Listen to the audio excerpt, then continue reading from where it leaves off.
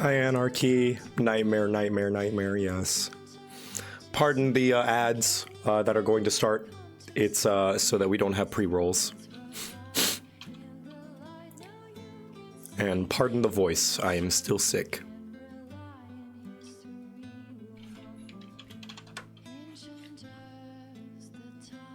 Did you hate the 2024 edition of D&D so much you decided to completely switch games? I have not looked at the 2024 edition of D&D, so I can't speak to that.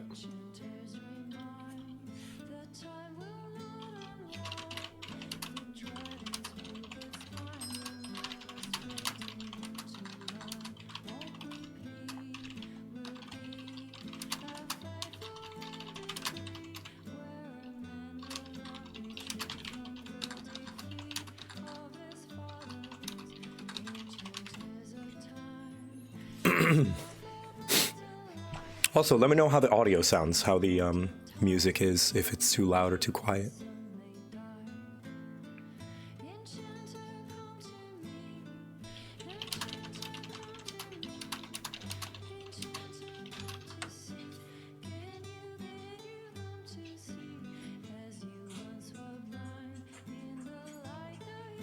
Just right. What is Pathfinder? Pathfinder is another tabletop system. Like D&D, it was actually spawned from the controversy when 4th edition came out. Because 4th edition was very divisive, and so a bunch of people decided to make their own 3.5 edition with all the changes that they wanted, and that was called Pathfinder. Yeah. But recently, they came out with Pathfinder 2nd edition because 1st edition Pathfinder was very complex and very crunchy. Sometimes to its detriment, so.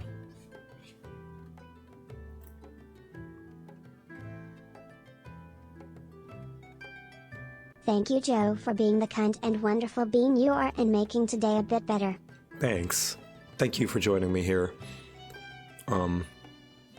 Yeah. Thanks for bringing some light today. Of course. I think we could use a little bit of fun right now. Is it still using a D20 system? Yes, because it is based off of D&D originally. Oh, thank you. The original was based off of 3.5. Well, maybe based off is not a good description. More like a spiritual successor.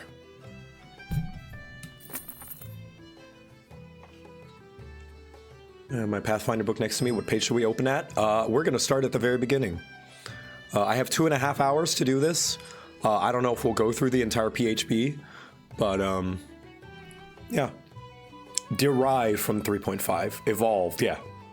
Those are good words to describe it. Are the ads gone, by the way? Are the ads done?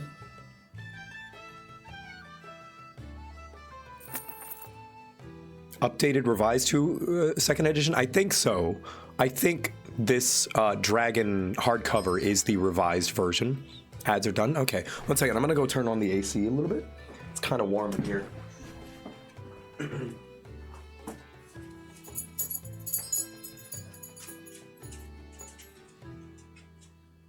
Okay, is it alright if I turn the AC down a little bit? It's like kind of warm.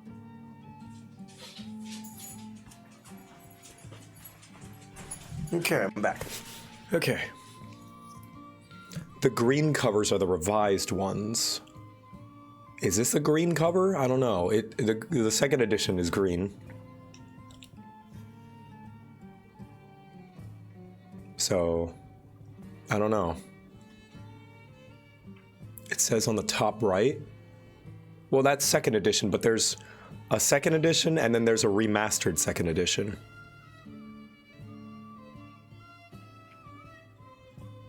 This is the revive. Okay, cool, cool, cool. Player core. All right. Oh, now we got ads. Okay, we'll wait. Ads hit. We'll wait. Time to find our path. Hello, Tavern Cat. How's it going? Is your voice doing okay? It's better than it sounds. It sounds worse than it is. You should have heard it like the day before yesterday. It was actually fully gone. Yeah, we vibing.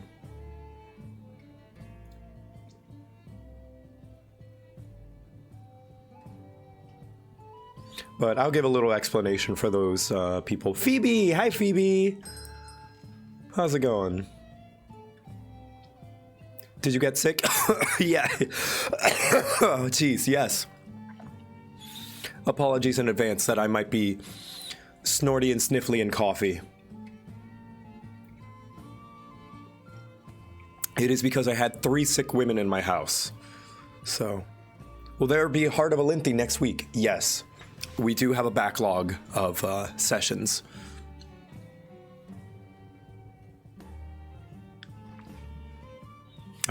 I don't know if there's an upload this week. Let me see. If not, after stream, I'll be sure to upload it. There isn't an upload today. Okay, I'll be sure to upload 32 today. Feel better. Thank you, Anarchy. I think that goes for all of you guys as well.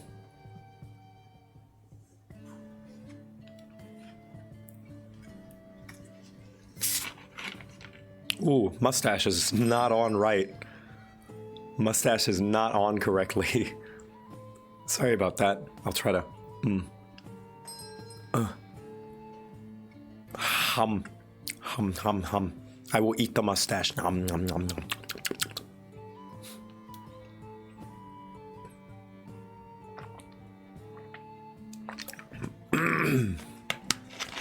Stuck in an ad loop. Only 30 seconds left. Hang in there, guys.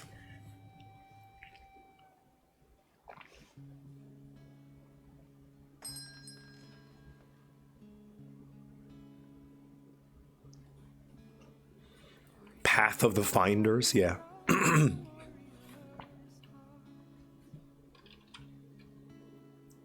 Whoa. Arthur Harris Fursona. Ferona, sorry, not Fursona. Thank you for the 10 gifted subs. I appreciate it. That's very kind of you. Don't feel this is going to be a hard time for a lot of people, so definitely don't feel pressured to donate or anything to stream. Don't worry. Don't feel bad about not because I want this stream to be a time for us to relax. So, hi, Mr. Demo. Your D&D guides originally got me into tabletop, and after a couple of years of running, I transitioned to Pathfinder, and I have been absolutely loving the last 2 years. Feels a full circle to see you check it out. Yeah. Okay, so.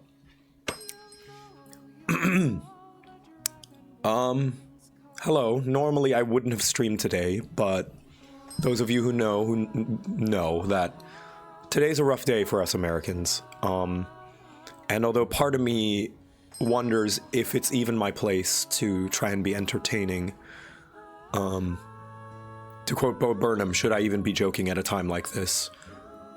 Sometimes finding joy in a rough time is what we need to stay sane. So that's why I wanted to stream today, is offset the difficult time that we're going to be having for a little bit as a pick-me-up, because sometimes distractions can be good, and I think we all could use a good distraction right now.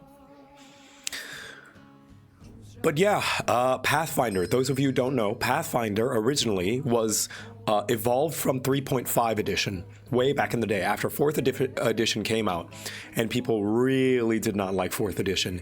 It changed far too much about the game, turned it into sort of an MMO, and bury yourself in Veilguard. I want to play Veilguard. Me and Kate made a messy monster of a character in Veilguard. She kind of looks like the Giga Chad. But anyway, yeah, it was evolved from 3.5. People made their own D&D with blackjack and courtesans. And so Pathfinder came from it. Unfortunately, Pathfinder is incredibly complex. It has a lot of rules, and because 3.5 already had a lot of rules, and the people who, evolved from it wanted to add more stuff to it, it was just kind of not a mess, but a lot. But then, here we are, many years later, last year, I think 2023, Pathfinder comes out with their 2nd edition, which simplified a lot of things, which I'm very happy about. More complex in D&D.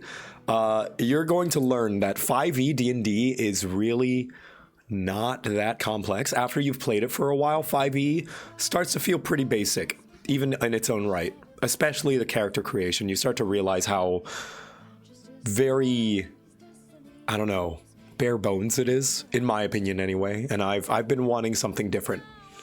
And instead of just mishmashing a bunch of other rules and system and homebrews, I'm just going to try a different system. So yes, here we go, Pathfinder. Now, I will preface this, that this copy of the PDF has been provided to me by Paizo for free. So I am not sponsored by them, but I want to be upfront that they did give this to me, which was very, very cool. Their only caveat was that to make sure that it was not presented in a way that people could screen cap it and just kind of use it themselves. So that is why there is an obfuscation via this 3D and also the parchment. So I hope you understand why I've gone through precautions to make it so people can't just screenshot this and make their own rulebook out of it. But yes, I think with all that preamble out of the way, we may begin looking at Pathfinder 2nd edition, version 2. Now, let's just skip there. Looks like somebody's cutting the grass outside. Sorry about that. All right, introduction. Pathfinder is a fantasy tabletop role-playing game where you and a group of friends gather to tell a tale of brave heroes and cunning villains in a world filled with terrifying monsters and amazing treasures. Oh, hold on, I think. Is my love online? No, she is not. Okay. Sorry, just checking my messages. More importantly, Pathfinder is a game where your character's choices determine how their story unfolds. What is a role-playing game? Blah, blah, blah. We already know all this. All right, the first rule. This is going to be the thesis of all of Pathfinder. Let's look at it. Let's get a closer look. The first rule of Pathfinder is that the game is yours. Use it to tell stories you want to tell, be the character you want to be, and share exciting adventures with your friends. If any other rule gets in the way of your fun, as long as your group agrees, you can alter or ignore it to fit your story. D&D also has a note like this in its in original 5e as well as its 2024 version. The true goal of Pathfinder is for everyone to enjoy themselves. Yep, I like that. And the dice are just like D&D. It's a D20 system with all these other ones. Adventure, blah, blah, blah. Yep.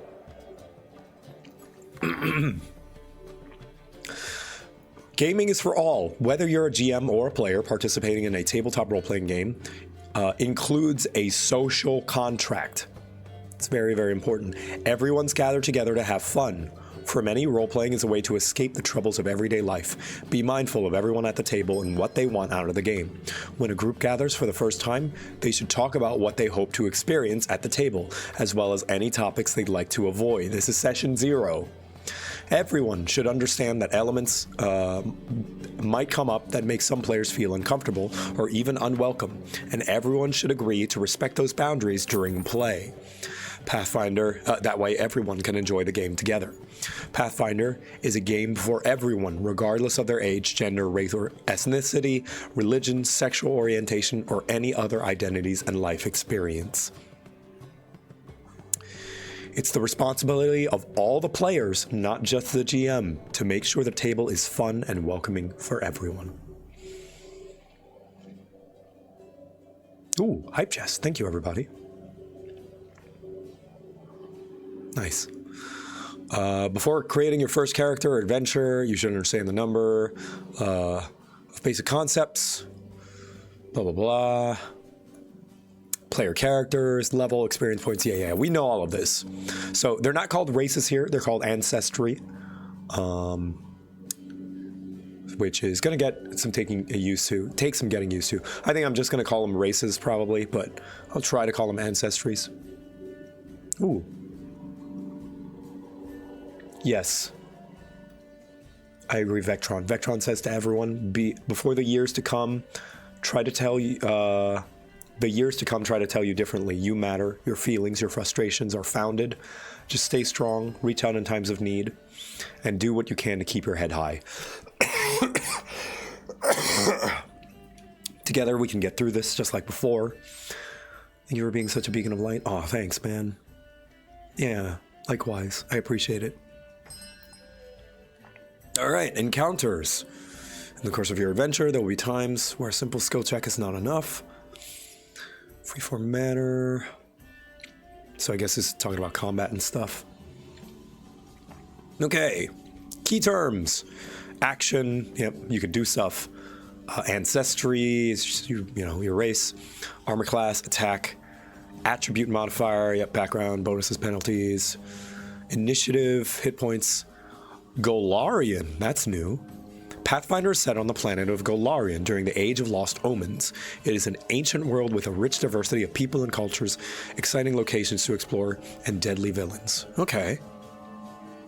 Feat, currency, condition, class. Okay, we know all of this. Level, round, NPC, pardon the grass cutting. Do-do-do-do-do-do-do-do. Do-do-do-do-do-do-do. Do-do-do-do-do. Do-do-do-do-do-do. Do-do-do-do-do-do. Do-do-do-do-do-do-do-do. All right. All right, I think the grass is gone now. Okay. Proficiency. Da-da-da-da. Yep. Rarity. Some elements of the game have a rarity to denote how often they encounter. Trait.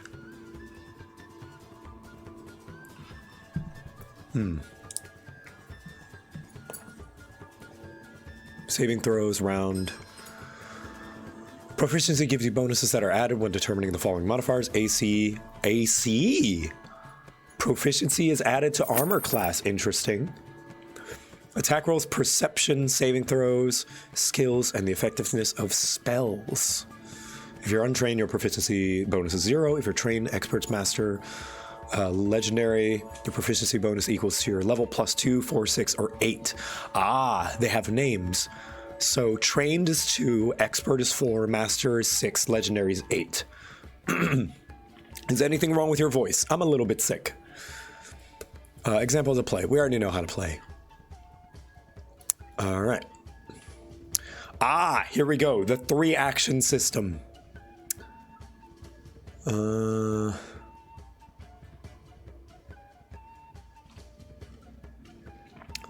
You'll see formatting standards that might look a bit unusual at first.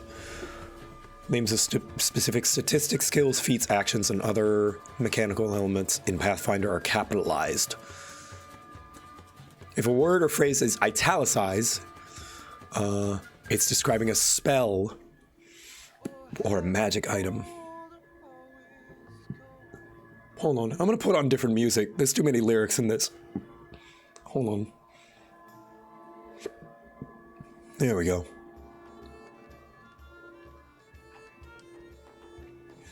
Okay. Pathfinder also uses many terms that are typically expressed as abbreviations. Yep. Characters and their adversaries affect the world of Pathfinder by using actions to produce effects. This is especially the case during encounters when every action counts. Single actions use this symbol. Yep. You can use 3 single actions on your turn in an encounter in any order you see fit. Okay. Right. So Pathfinder uses a 3-action system where different certain things take a certain amount of actions to do. Think Divinity, actually. Divinity works very similarly, I think. Hold on. Whiskey Jojo, thank you. Oh, whoops. That's not right. There we go.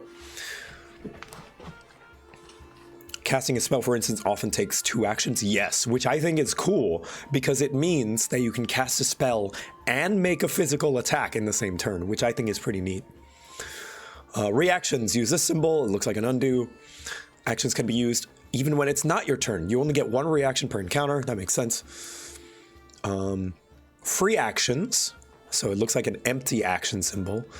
Don't require you to spend any of your 3 single actions or your reaction. A free action might have a trigger like a reaction does. If so, you can use it just like a reaction if it's not your turn. However, you can only use 1 free action per trigger. So if you have multiple free actions with the same trigger, you have to decide which to use. Now you may be thinking, where's the bonus action? There is none. There are no bonus actions here. The bonus actions have been lumped into the full actions in the single action. So what would be a bonus action might just be 1 action, whereas what is a full action might be 2. So I like that. I feel as though that gives you a lot more that you can do on a turn, since things, you know, more things take actions.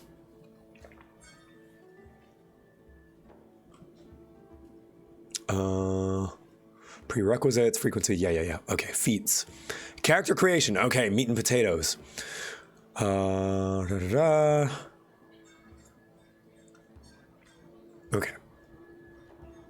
I've seen the light. I've seen the light for quite a bit now. I like the 3-action system. Faith. Perhaps you'd like to play a character who's a devout follower of a specific deity. Oh, hold on, I'm getting lots of messages. Checking my messages. 1 sec.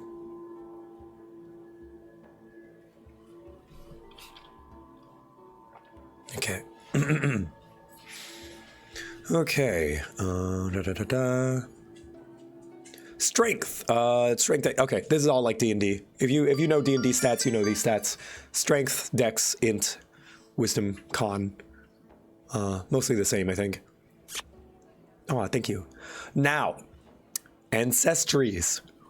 They start with fewer than D&D.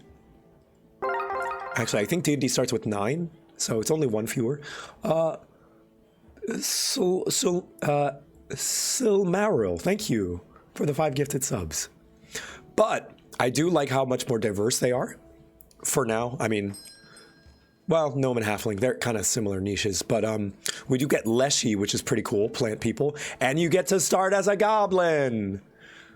Look at that. You get to start as a goblin. I think that's pretty cool. I actually remember, Cammy, hey, Cammy's here. Just got done, we're gonna grab food, yeah. Thanks for tuning in, Cammy. But yes, I think I remember seeing the original Pathfinder and the original Pathfinder 2nd edition. This is the remaster, I think. And its selection of races were not great, IMHO. Tieflings are notably missing, but I think tieflings are a D&D thing. Oh, wait. Oh, maybe Nephilim. Okay. Maybe Nephilim. I don't know. Interesting, interesting. They are Nephilim now. Ah. Covers Tiefling and Aasimar. I like that. That makes sense. Toothlings. Okay.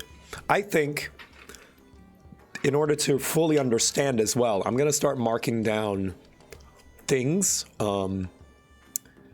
because we're going to remake Victor in here. Victor Quibble's rat in this. So just so I fully understand how this works, I'm going to go find the character sheet PDF and we're going to make a character together. We're going to try and make Victor. Let's see. Where is it? Where is it? Character sheet. There we go.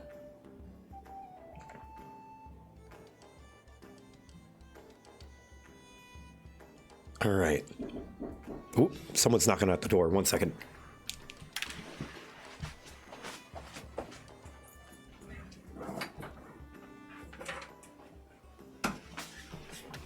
Never mind, Kate's got it.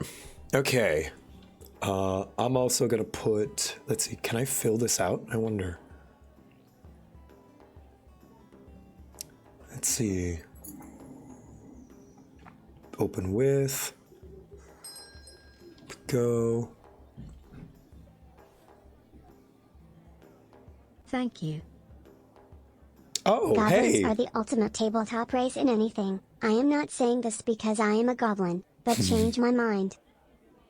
So, say hello to Strawberry. That is a helper in the tavern. No Nat's here too. Hey, what's up? Yeah, so I wanted to do more channel point redeems, and I bought an adoptable, named her Strawberry. You may have seen her a little bit. Originally designed by Lemion. But very, very cool. And she is the Tavern Wench. So, a special redeem. I hope that was loud enough, though. Hold on. Oh, this needs a password. Hold on. Needs a password to open.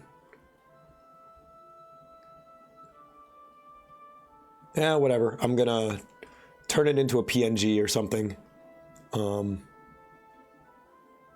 And let's see, how can I do that? Convert PDF to PNG because I'm gonna write on it.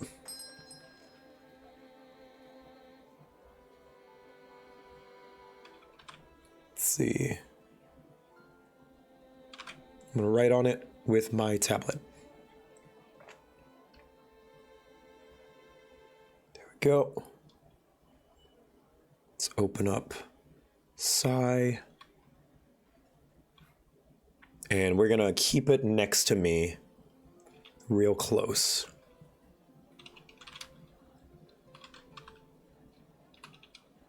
Let's see.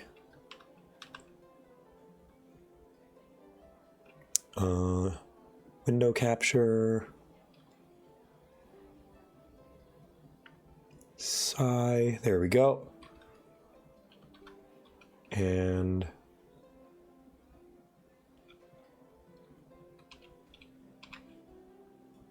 I'll just make this smaller. And we're going to keep it right down here. There we go. I hope that's not in the way. There we go. And we're going to just keep this as the little thing where we write in our character sheet. So, character name, hold on. Let's make this smaller. Oh, yeah, good. Victor Quibbles.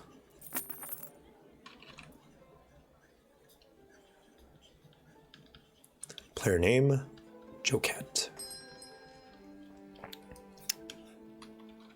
Now then. Now, shall we make him a full elf? Now, I know human has the half elf option, so we might have to go human. Oh, mixed ancestry, though.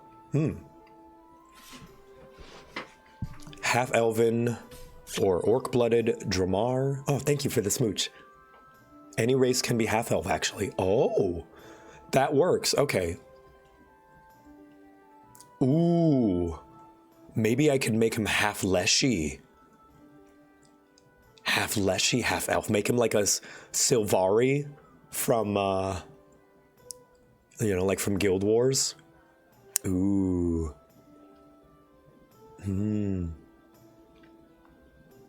Or do I make him Final Fantasy, more Final Fantasy and make him a cat boy?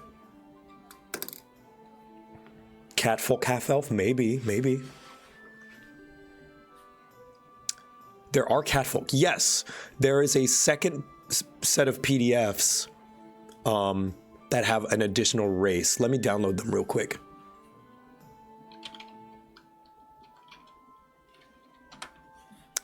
Give me a sec.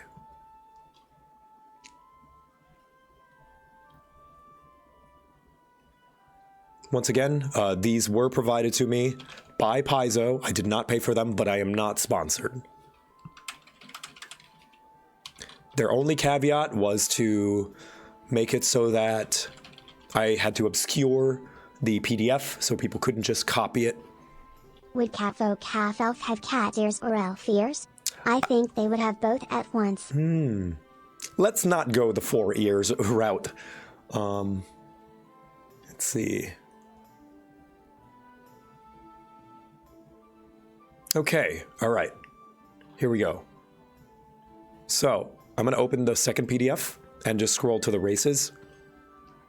Let's see.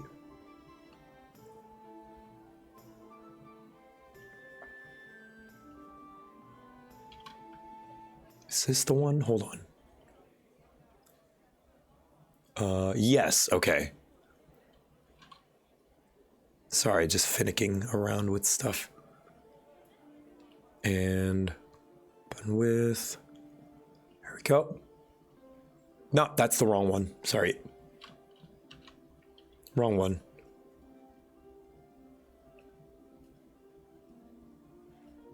Boop. There we go. This is the one. Okay. Ancestries. So this is the additional one. Oh yeah, have you heard of the TTRPG that Matthew Colville is making? I have not. I have not heard of it, but Matt Colville is a cool guy. So here's a bunch more races available. And we're going to go with catfolk. So we're going to remake Final Fantasy style Victor Quibbles. Perhaps. Because I'm growing accustomed, and as you can tell, I'm a cat. I can't help but self-insert myself. So, let's see. What do they get? We're not going to worry about the flavor stuff, because I usually homebrew a lot of stuff anyway, as far as like flavor goes. Speed 25. Interesting. Is human also 25? It's called Draw Steel, and it is one of the most fun TTRPGs that I have ever played. You should check it out when you get the chance. I will do so. And yes, the exclamation mark is part of the title. I see. 25 is base. I see. Interesting. 25 is the base. The standard. Okay. Let's see. Oh, your hit points are tied to your ancestry. I assume to start. Okay. Oh, geez. Let's, hold on. Let me look at how to create a character first. For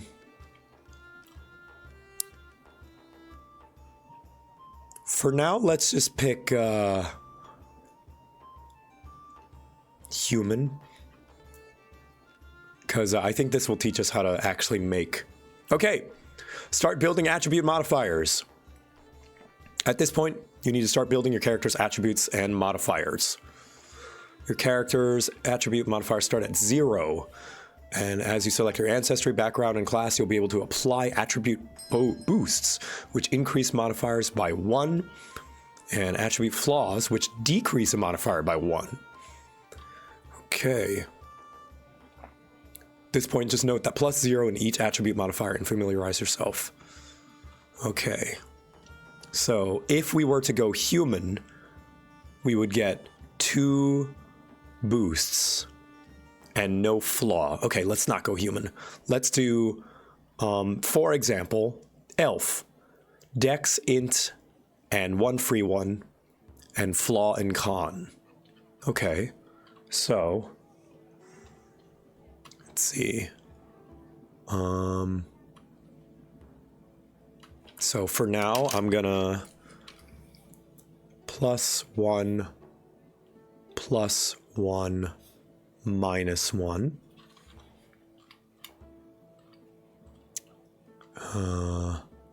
And then a free 1. Let's do +1 charisma. There we go. All right, cool.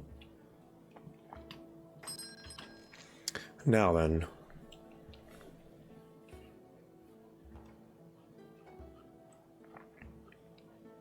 Actually, no. Let's do well, I want to learn how to do a basic one first, and then we'll worry about making full accurate. Yes, I am making a bard. I am indeed making a bard. What else would I be?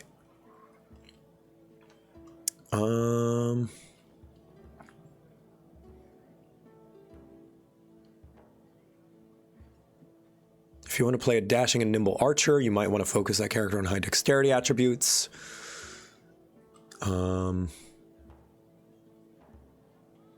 Okay, so your bonuses come from your ancestry, background, and class. Not necessarily... So you don't actually pick your bonuses, so you don't like distribute them like D&D from, if I'm reading this correctly, yeah? You do at the end. Okay, 4 free choices. Interesting. Okay, cool, cool, cool. It's good.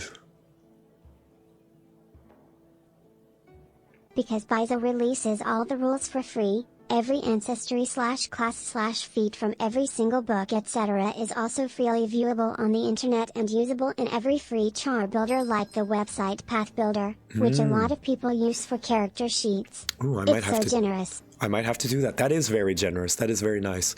Okay. Now you know your ABCs. Ancestry, background, class. Ah, that's really good. I'm going to steal that. I'll have you know. Select an ancestry. Done.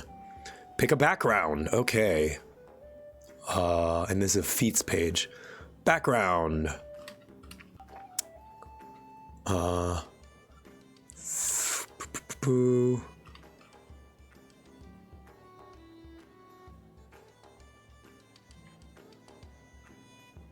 Okay, backgrounds.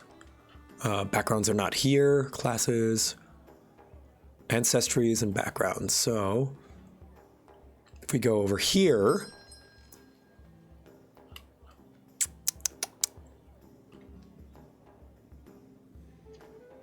page 84. Dwarf. Hold on, I should probably read some of this. I've never had to fully read through a book like this, like a rules book.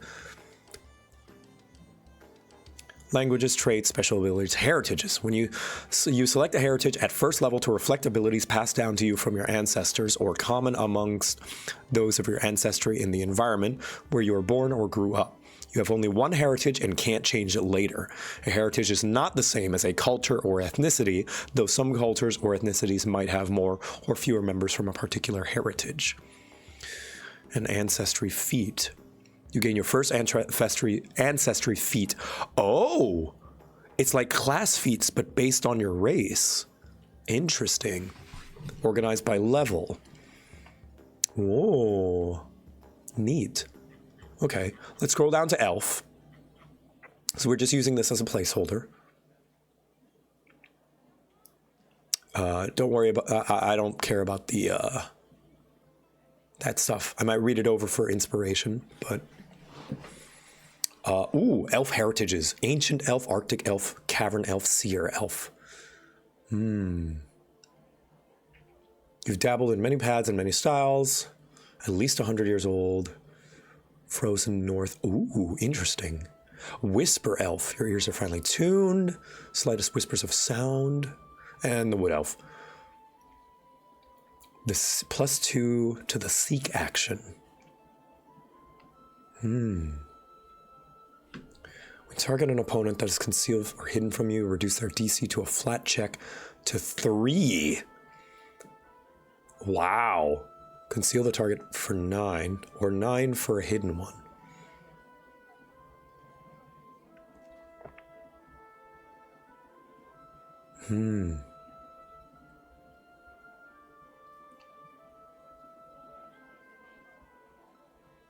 Okay.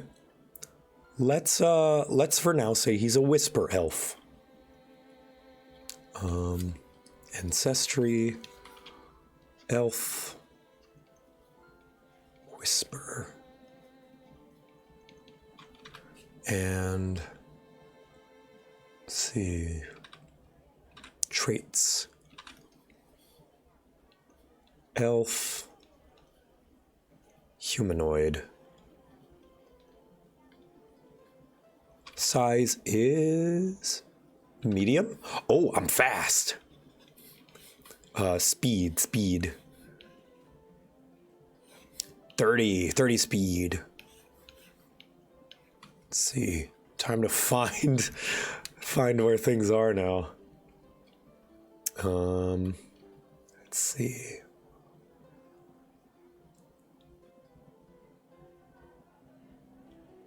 Under HP. Speed. I am speed. The arrow. Ah, there it is. 30. Thank you, chat. Wonderful. Wunderbar.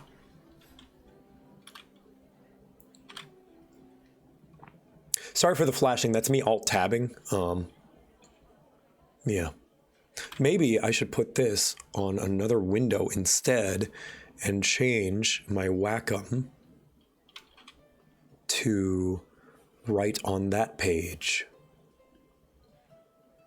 Monitor 3, monitor 1. There we are. So then, yeah, there we go. I don't need to alt tab anymore. Oh, it still seems to whatever. Good enough. What if I capture? All right. Ancestry feats. Level 1. Oh my gosh. Hold on. I'm going to need to see how to do that. Hold on. Because I assume I don't get all of them. Let's see.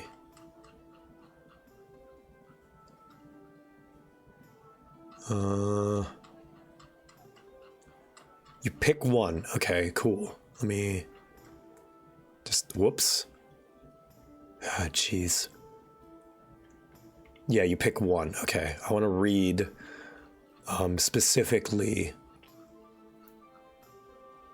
the rules on that.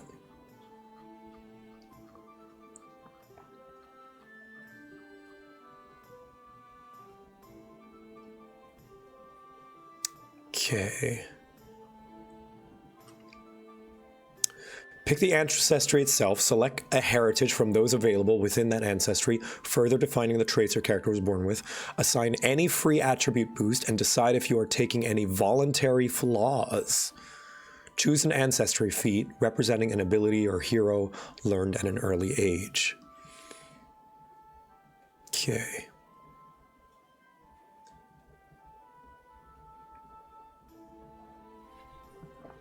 If your character's ancestry provide them Okay.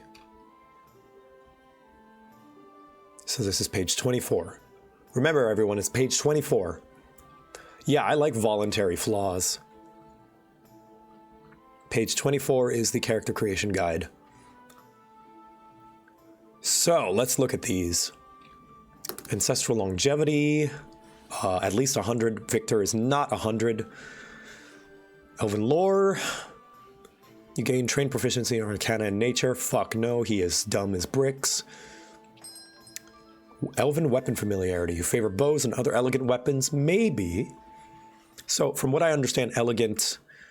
Well, it's not capitalized. I'll reserve judgment or jumping to conclusions.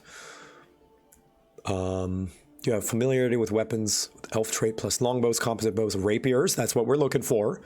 Composite short bows. Forlorn. Watching your friends age and die fills you with moroseness that protects you against harmful emotions. Wow, you've grown numb. Sound familiar. +1 circumstance bonus to saving throws against emotion effects. Your muscles are tightly honed. Your speed is increased by 5. I could be fast as shit. Otherworldly magic. Your elven magic manifests as a simple arcane spell. Choose one cantrip. One free cantrip. Nice. Unwavering mean. Your mystic controls and meditation allows you to resist external influences upon your consciousness. Whenever you are affected by a mental effect that lasts 2 rounds, you can reduce the duration by 1 round. It can be defensive. You still require natural sleep, but you treat your saving throws against effects that would cause you to fall asleep as 1 degree of success better. Okay, I like that. That's pretty familiar. That's like Fey ancestry. So I think we're to do that. Unwavering mean. Where would I put that? Hold on. Here we go. Ancestry, heritage ability.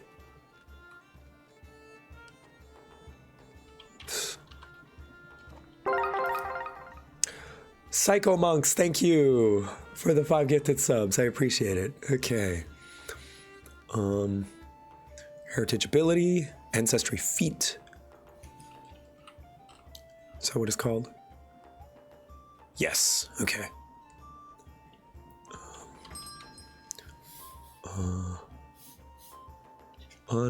Oops. Unwavering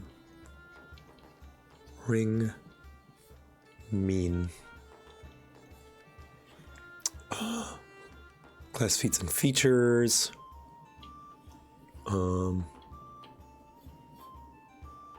Mental.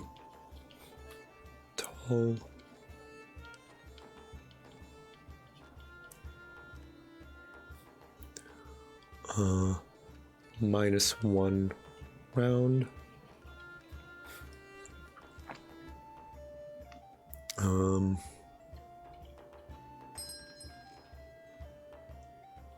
Saves against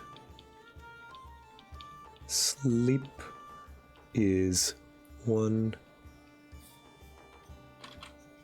degree better. Now you really get to see my crappy handwriting.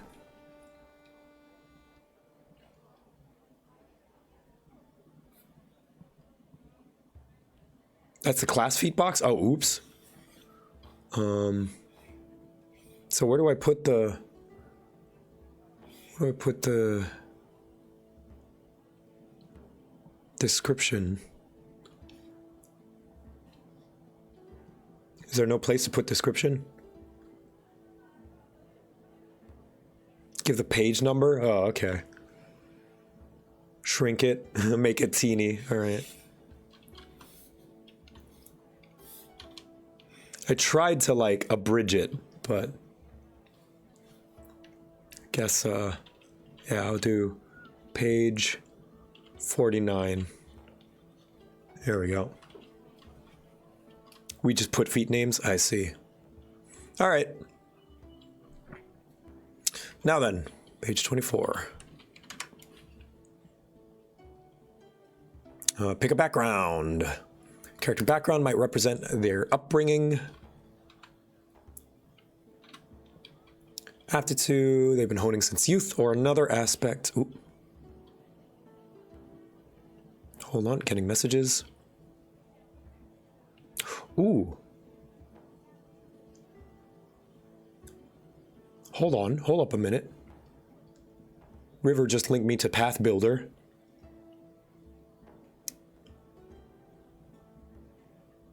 Get started. Ooh.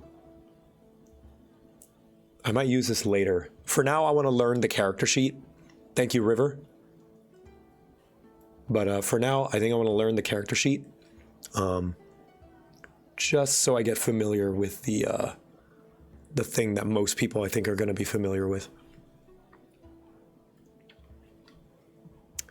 Okay, background.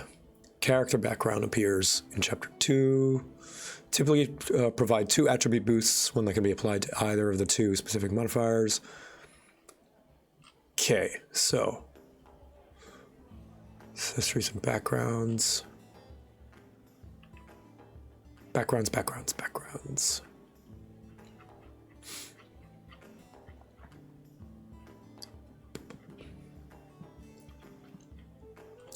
Look at the Leshy. They look cool. They look dope. I love tree folk. I also like that they have full-on orcs. That's always good. Versatile heritages. Changeling. Nephilim. Mixed. Oh.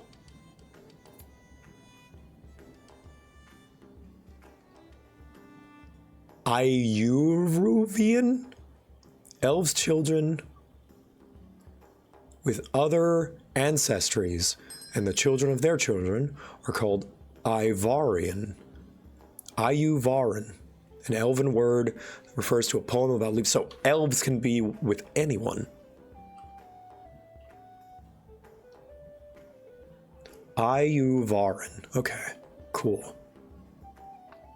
But I presume you can also use this, custom mixed heritage. You can work with your GM to create a mixed heritage for an ancestry other than elf or orc.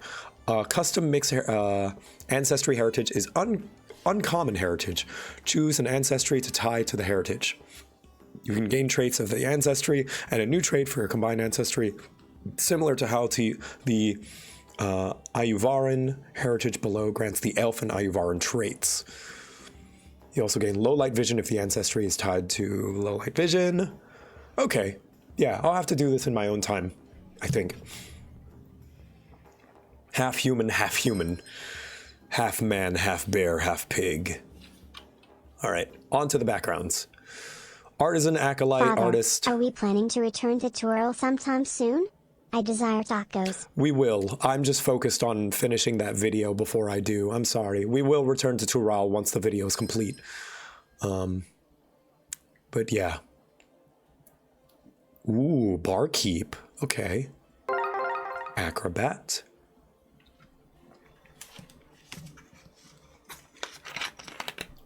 Adventuring might help you find inspiration. Father, can I play too? I think this would be fun. Yeah, of course, Gabo. Of course you can play. Let's see. In a circus or on the streets, that sounds like Victor. At least D&D Victor. I might want to, like, reboot Victor, actually, with all of this. Maybe make him a blacksmith. Barkeep. Barrister, bounty hunter, cook, criminal, charlatan, cultist. Oh, hell yeah. Field medic. That's pretty cool. Entertainer. That's the usual. Typical bard background. Gladiator, gambler, farmhand, herbalist, noble, miner. Scout, prisoner, nomad, warrior. Okay. Alternate timeline Victor? Yeah, for sure. Different Different universe, Victor, into the Victorverse. Tinker, teacher, street urchin, scout. I think we'll stick with entertainer. One must be dexterity or charisma, and one. All right, here we go. Dex. Dex cha. Another point into dex. Another point into cha. Background. Entertainer.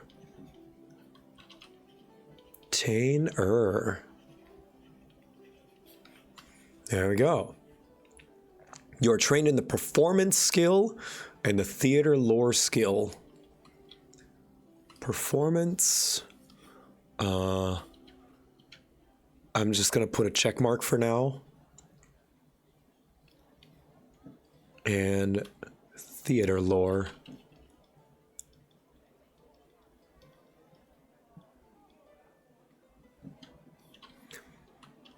There we go. I presume you put numbers in here, but I don't know those numbers yet.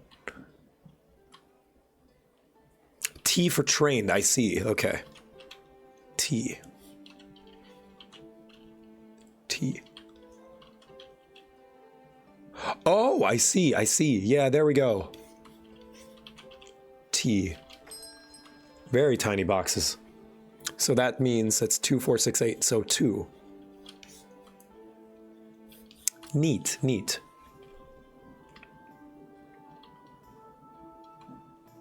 Oh, no, no, no. I'm wrong. I'm just going to wait before I fill this one out. I'm going to wait. You add it up. Yeah, okay. So proficiency is going to stay 2, though. That's for sure. Because I'm trained. Wait, does that mean 3? Huh? You add your level. Oh. I am bad at reading. Hold on.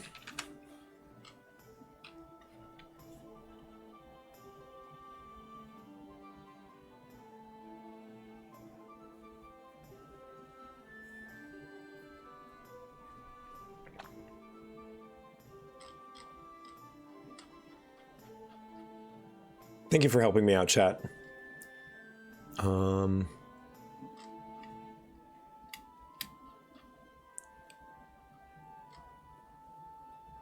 Equipment, class, background spells. Where's proficiency?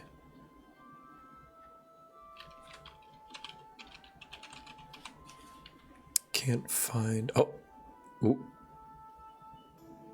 There we go. Maybe.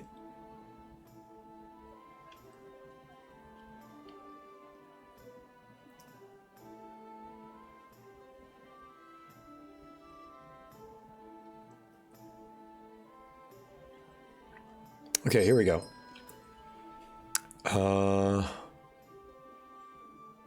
Saving throws and blah blah blah. Indicate which show. Calculate proficiency. With most of the big decisions for your character is made, it's time to calculate the modifiers for each of the following statistics. If your proficiency rank for these statistics is trained, expert, master, or legendary, your bonus equals your character's level plus another number. Okay. If your character is untrained, your proficiency bonus is plus 0. So, oh, add time. We'll wait. So if I'm understanding this, you do not add your level to the proficiency unless you are also proficient with it.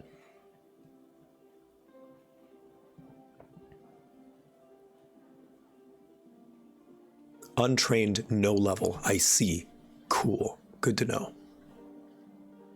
Damn, that means you can get really good at shit. Wow. So let's say you're like level 8. And, I don't know, you're a master at level 8. That is plus 14, not even counting the bonus from your stats. So let's say I get let's go something basic like plus 3 from charisma, and I'm level 8. And I don't know, I'm like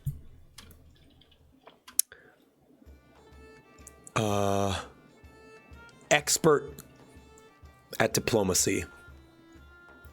So that would be +4, that's +12. +2, that's +14 at level 8. Wow.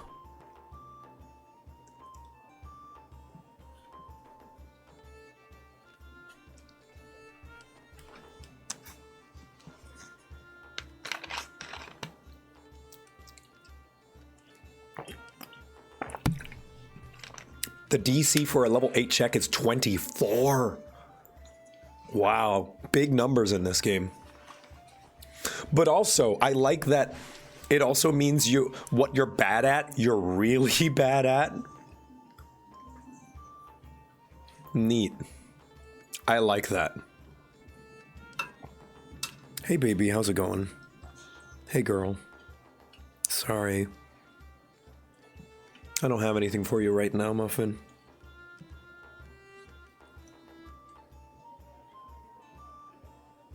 Number go up equals serotonin. Agreed. Some characters can crit for 400 damage at level 18. Jesus.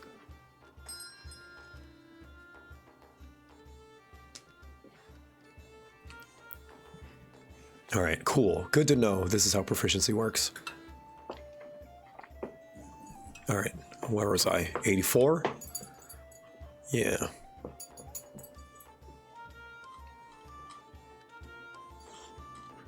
Come on. Load, please. Oh, jeez.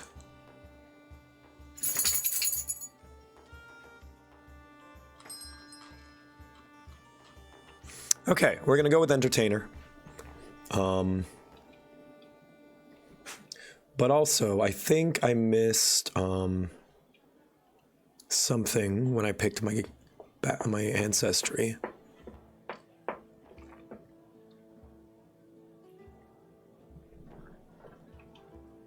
Okay, no, I didn't. I thought I did.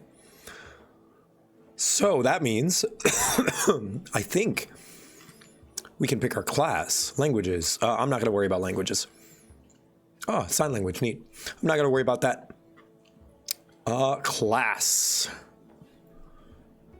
So, when we pick our class, choose a class. At this point, you need to decide your character's class. A class is your given character. Oh, no, here comes the ads. Never mind. I thought the ads had already happened. My mistake. I'll wait. Your feat for your background. Okay. Yes, yes, yes, yes. I'll do that. While people are waiting for ads to finish.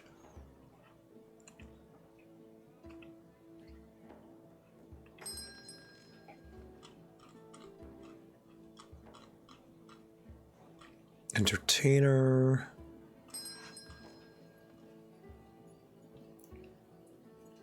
Fantastic performance.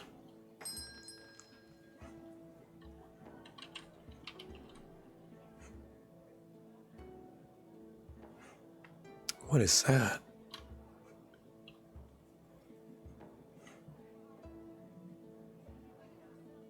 Or fascinating performance, sorry.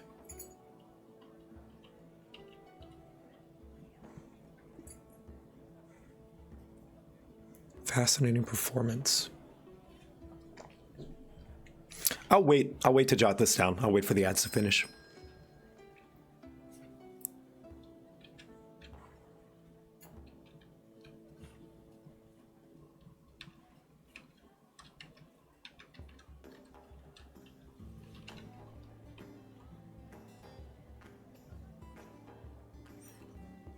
You can read it in the meanwhile? Yeah.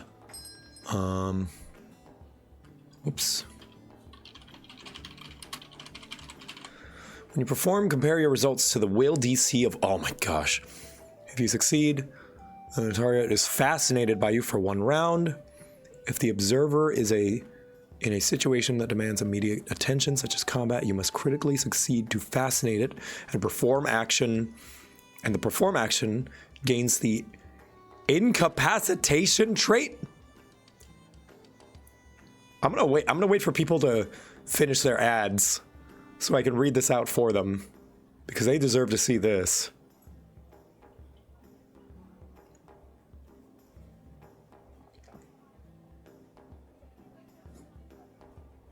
It's bad for higher level foes, I see.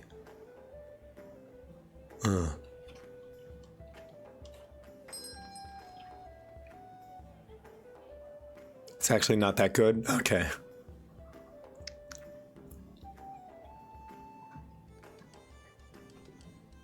Great on lower level? Okay. Makes it easier for bosses to resist.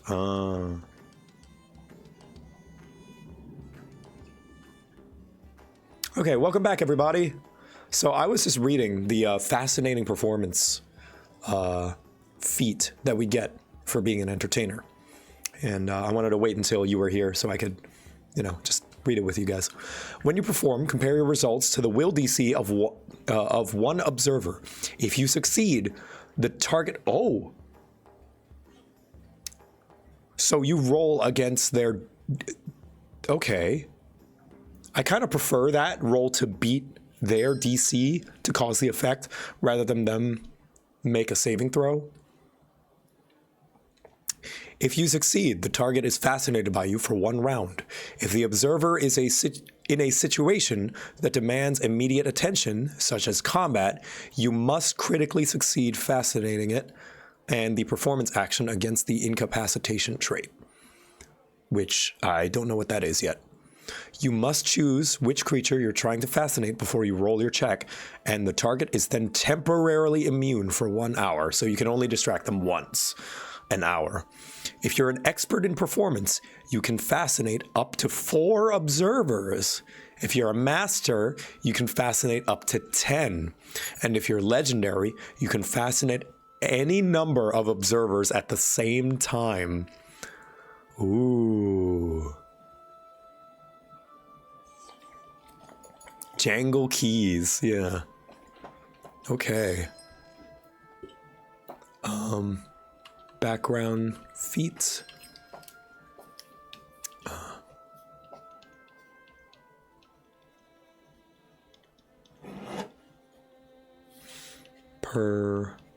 Performance.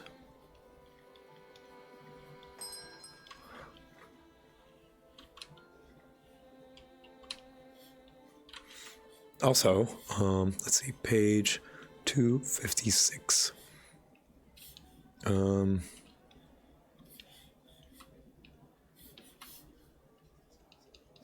Whisper elf page, what is this?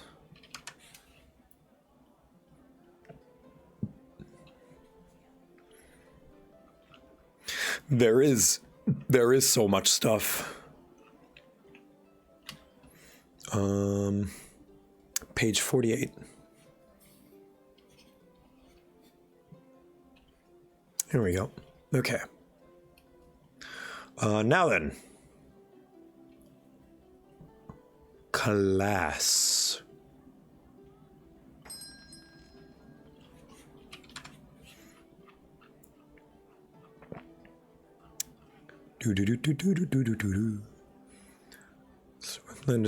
Which determines the attribute modifiers that will be most important to your character. Write your character's class in the space at the top. Write 1 in the level box. Yep, they're level 1.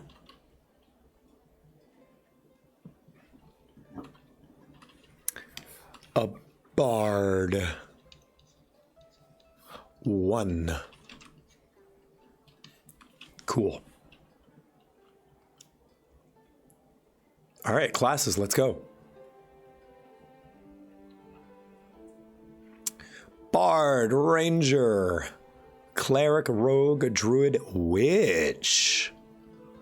Ah, I guess that is their equivalent of Warlock. No Champion.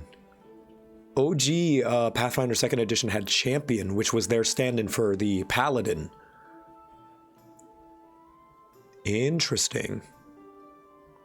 That's core 2? Oh, my mistake. Let me see.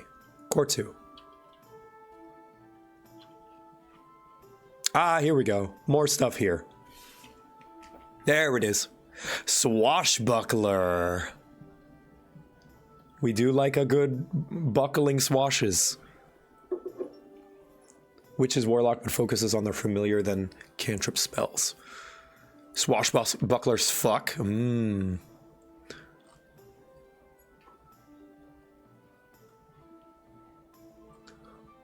I might briefly look at Swashbuckler, just so I can see what it is.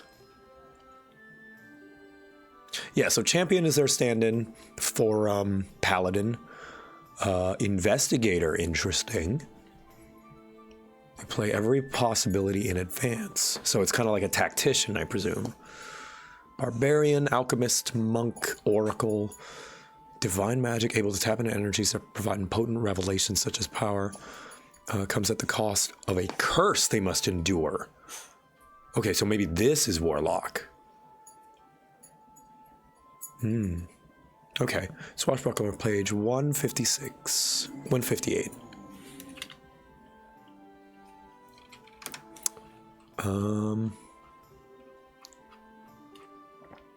Here we go, Swashbuckler. Many warriors rely on brute force, weighty armor, or cumbersome weapons. For you, battle is a dance where you move among foes with style and grace. You dart among combatants with flair and land powerful finishing blows with a flick of the wrist and a flash of the blade, all while countering attacks with elegant riposts that keep enemies off balance. Harassing and thwarting your foes lets you charm fate and cheat death time and time again with aplomb and a plenty of flair. Attribute is Dex. Now, my only concern is if they have a use for charisma. Because that's the main thing I want to stick with Bard, is I like having a lot of charisma. During combat encounters, you get to gain panache, leverage, your flair. They do. They love Cha. Ooh, good. They use charisma. Sneak attacks. Ooh. So they're the charisma rogues. Secondary for Swash. Tempting, tempting. I'll have to look to see if I like this more than Bard. I'll look at this and I'll look at Bard. Stay nimble, I do like that. You're equally likely to charm or intimidate others, or both. You might be adept socialite, or you might create distractions for others who do the talking. Careful eye on your surroundings. You might carouse at the tavern, repair and maintain your armaments, train to learn new techniques and stunts, maintain your impressive reputation. You might build an organization or establish followers or admirers. I do like that. Heroic daredevil, high esteem, practice skills and maneuvers regularly. They might admire you, they might find your arrogance, unless they know you well enough. Okay. Oh, geez. Initial proficiencies. You have the benefit of selecting your ancestry and background. You have 4 free boosts. Anywhere? Nice. Okay. Can you... Question, chat. Can you stack... Wait, hold on. What in Actually, it's already 4 or higher. It takes 2 boosts to increase it. Okay, that answered my question. Okay.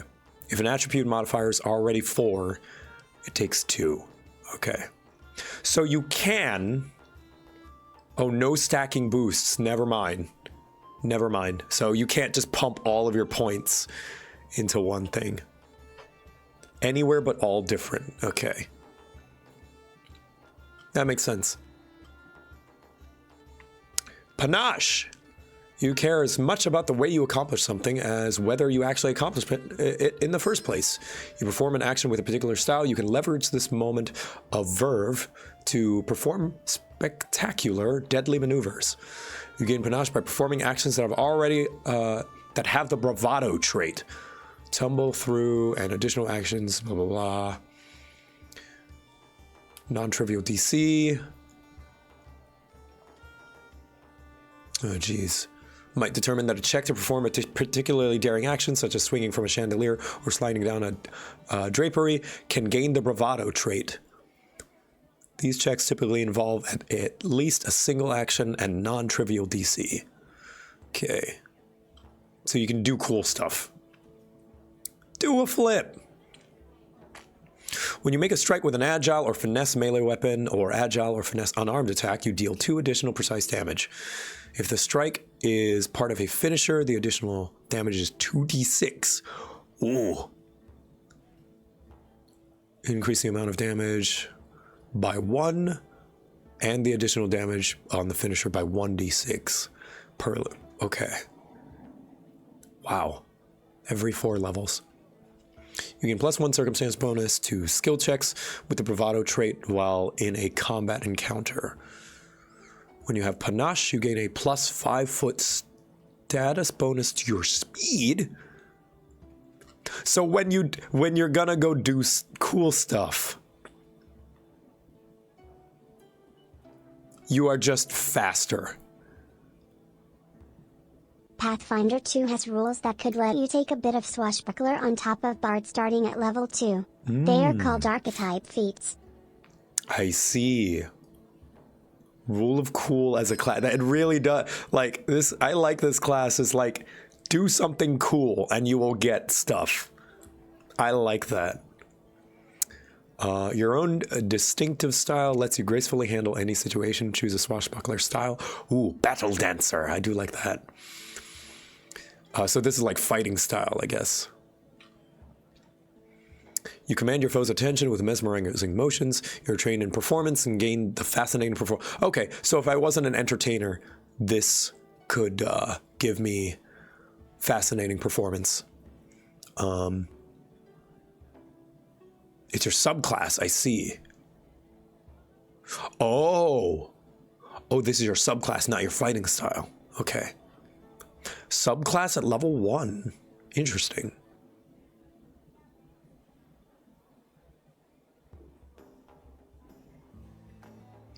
Fencer, you move carefully, feinting and creating false openings to lead your opponents into opportune attacks. You're trained in deception. When you create a distraction or feint, the action gains the bravado trait.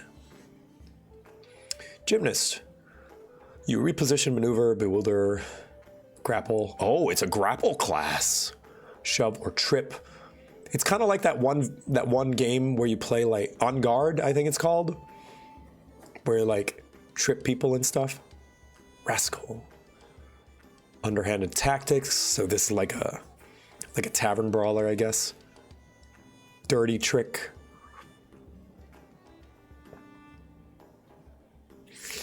You're friendly, clever, and full of humor, always knowing just what to say. Your witticism leave foes unprepared for the skill and speed of your attacks. You're trained in the diplomacy and gain the bon mot skill. Page 288, 162. Wait, was that right? 228. Bon mot.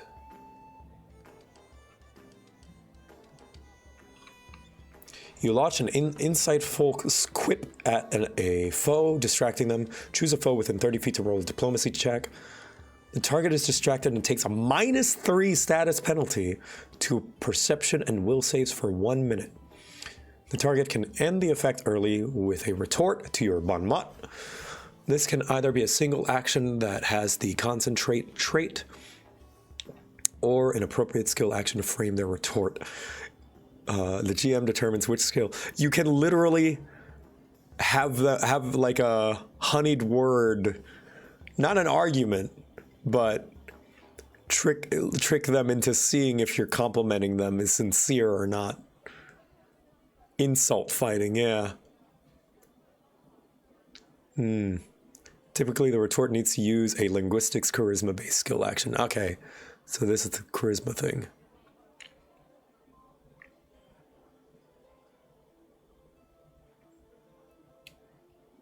I like that there's like success. I like that you can crit on your feats. I think that's cool. I like that. Like a bonus effect on crit. Your quip is atrocious. You take the same penalty an enemy would take. Oh no. This ends after 1 minute. Oh no. If your quip is bad, if you post cringe, everyone laughs at you. Wow.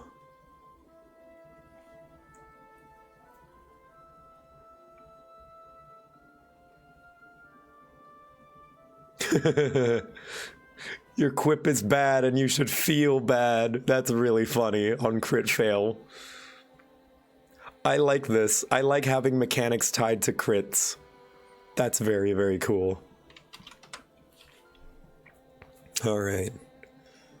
Confident finisher. You make an incredibly graceful attack, piercing your foe's defense. Make a strike with the following failure effect. You deal half your precise strike damage to the target. This damage type is that of the weapon. Okay.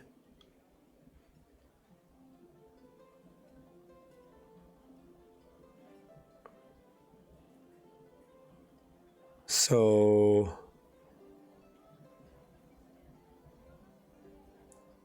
that means if you like mess up, I presume what this means is if you miss your attack, you can still deal half damage as long as you have panache. So even if you miss, you still hurt a little bit. Yeah, okay, that's neat. Always dealing damage.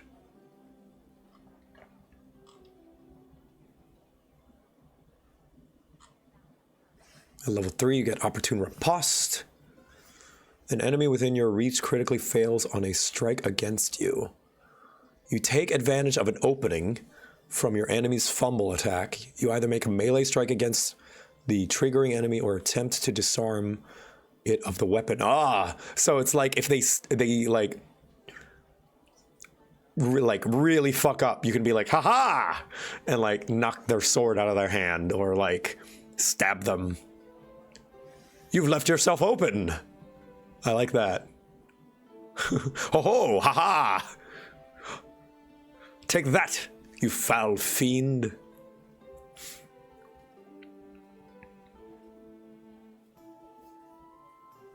Critical failure is 10 below the DC. Critical success is 10 above. Ah, so you don't need to nat 20 or nat 1 necessarily.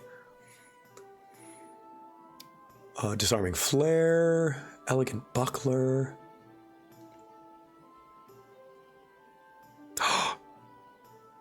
There's a feature for shields. I do like that. There's a feature for shields.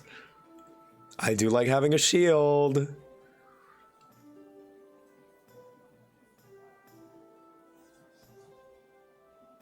So more AC with having a buckler. You gain... While you have a buckler raised, if a creature critically misses you with a strike, you gain panache. Wow. That's cool. So if you parry, you can BM them. It's like you parry and then you just feel better. Haha! Thought you got me with that one, huh? Shields are very big. Nah, but buckler's small, chat, you silly goose. No, it's not. But that is good to know that shields are useful. Because shields in 5e are kind of pointless. They're just passive AC bonus. I mean, not pointless. They're fine, but shields are extremely good. I like that. Flashy dodge. If I dodge out of the way, gain +2 circumstance bonus to AC. If the strike misses, you gain panache. Again, just if you dodge out of the way, you get buffed. Flying blade. You apply your flashy technique to thrown weapons as easily as melee attacks. You apply your precision strike on a ranged strike you make with a thrown weapon. Thrown weapon must be an agile or finesse weapon. Okay. Cool, cool. Focused fascination. Ooh, this is like an add-on to Fascinating Performance. When you use Fascinating Performance in a combat encounter, you need only a success rather than a critical success to fascinate your target. Ooh. This works only if you're attempting to fascinate one target. If you're an expert, you could choose to target multiple creatures normally or target one creature and fascinate it on a success. Ah.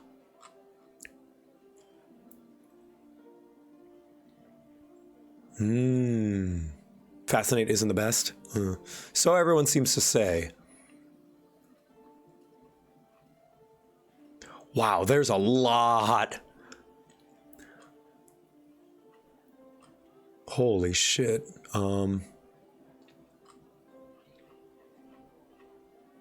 know what I like though? Even though this is a lot and it's going to take me a long time to learn over time, this is what I wanted out of 5e.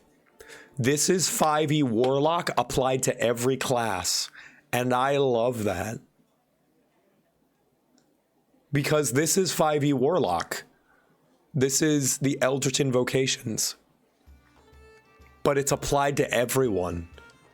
And that's exactly what I wanted. This is super cool. I'm not going to worry about the next level feats. I'm only going to worry about level 1 feats for now. Because there's a lot. And we're making a level 1 character. So. Plummeting roll. Through nimble movements, a graceful landing, you can manage to fall from spectacular heights without a scratch. If you fall at least 10 feet, take no damage from the fall. You tuck and roll with the motion. Wow. Parkour. Oh, man. My only sadness is no magic. But somebody mentioned something about healing without magic, like non-magical healing. Is that in core 1 or core 2? Because I want to look for that. Because if that's the case, medicine skill.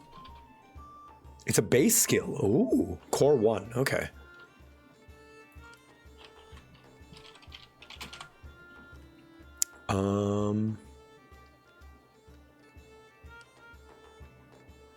Let's see. I want to find where the skills are actually described. Skills, here we go. Because if that's the case, I might want to be a high medicine swashbuckler. Because that sounds pretty cool to me. Medicine. Administer first aid. Okay. Treat poison, treat disease, treat wounds. 241. Lore, medicine. Holy shit. They're skill feats. Whoa. Whoa.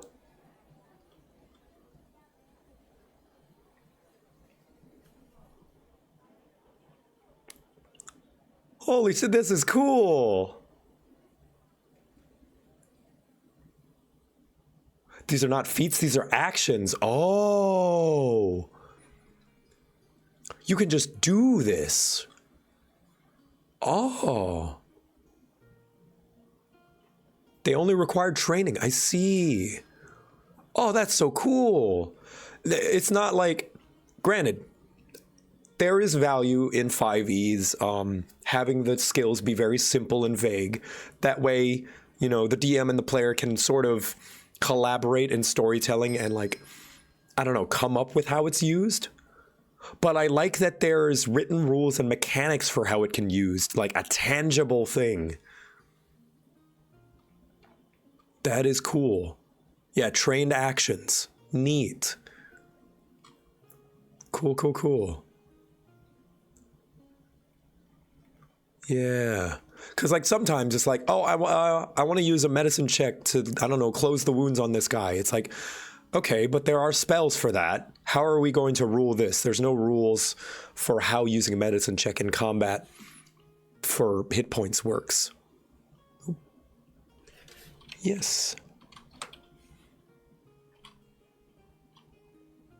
I'm going to call Echo my love. 1 second. My love is on the phone.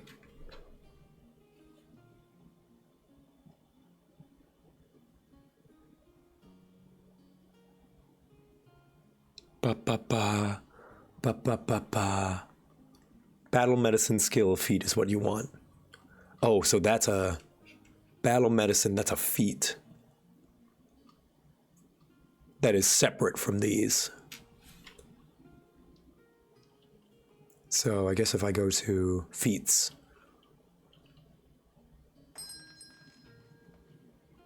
General skill. Battle. Diplomacy. I see in their prerequisites as well. Medicine, there we go, battle medicine.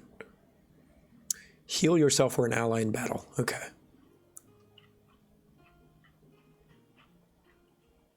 Let's see.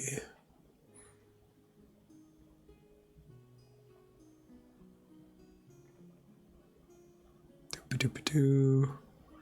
God, there's a lot. Oh, it's alphabetical order. Okay, cool, cool, cool. Thank you, chat. Thank you so much. Here we go. Battle medicine. You can patch up wounds even in combat. Attempt a medicine check with the same DC as for treat wounds and restore the corresponding amount of HP. Oh. This doesn't remove the wounded condition. As with treat wounds, you can attempt checks against a higher DC. If you have the minimum proficiency rank, the target is then immune to your battle medicine for 1 day. This does not make them immune to or otherwise count as treat wounds. Okay.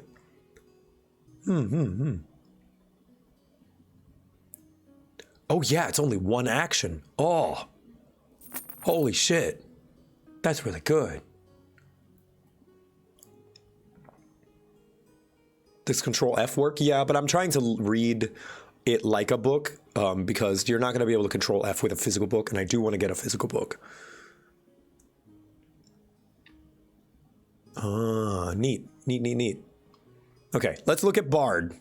We've looked at Swashbuckler and seen how we could possibly like adjust it to be like a healer fighter, a fighting healer.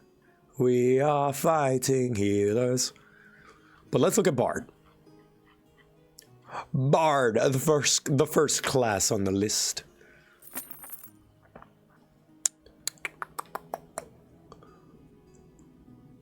Persuade, prevaricate, and threaten with ease. Blah, blah, blah. No. Can listen. Expert in perception. Okay. Train in fortitude, train in reflex, train expert in will. Huh. Is Lumama, thank you for the raid. Welcome. Oh, hello. Meow, meow, meow. Meow, meow. Tech issue. No worries, my love. 1 second. I'm gonna capture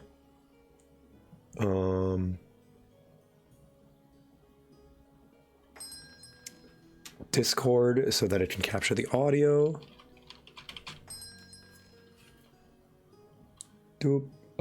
Shit, don't look at that. Okay, capture audio. Okay. And filters. Doop-a-doop-a-doo. Color key and make it transparent. Zoop. Give it its own audio track. There we go.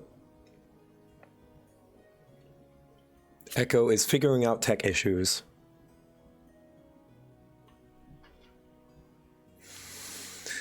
Okay, train in light armor, train in unarmored defense, but swashbuckler though. Train in simple weapons, martial weapons, unarmed attacks. So they're like another martial class. Hello? Hello? Haha. Okay, Hello. I was just set to push to talk. I thought there was something wrong with my microphone. Hello. Hello. I'm looking at Pathfinder. It looks so cool. Can you share your stream with me? Yes. There we go. Mm-hmm. Ooh. Everyone How are you says holding? hi. Everyone says hi, Echo. Hi, chat. How are you holding up? I'm doing okay. Me and Kate went to get groceries earlier this morning. We got more dog food. Good, because we were running low. I am strangely numb. Me too. I had a little cry this morning though. I just woke up early and I played on my strum stick, and I don't know, it made me. I think I needed it. Like when it was happening, it hadn't hit me yet, but I think it hit me when I was just playing some music. But yeah, luckily I was kind of distracted from everything else. you are on stream, by the way, just so you know. Yeah, I know. Okay. Hello, stream. Hello, chat. Yeah, I just wanted to say I was distracted because meeting baby. Yes, Echo is out of town right now because she is meeting a baby. I am meeting a baby. Friend had a child. An adorable potato. And she is there to be auntie. Yes, to be auntie and like housekeeper to a degree, just to help in whatever way. Just to be an extra set of hands. What you looking at? Official Paizo? Is Paizo in here? Actual Paizo dev? Oh. Where? Excuse me? Who is Paizo? Paizo, what is Paizo is the company behind Pathfinder. Oh. If that is so, thank you, Paizo, and thank you for giving me this free copy of Pathfinder. Not sponsored, but they did give me a copy. It's because you're important. John Paizo himself. Wow. William Paizo. I do know that there are a few like people who wrote the Pathfinder book in here.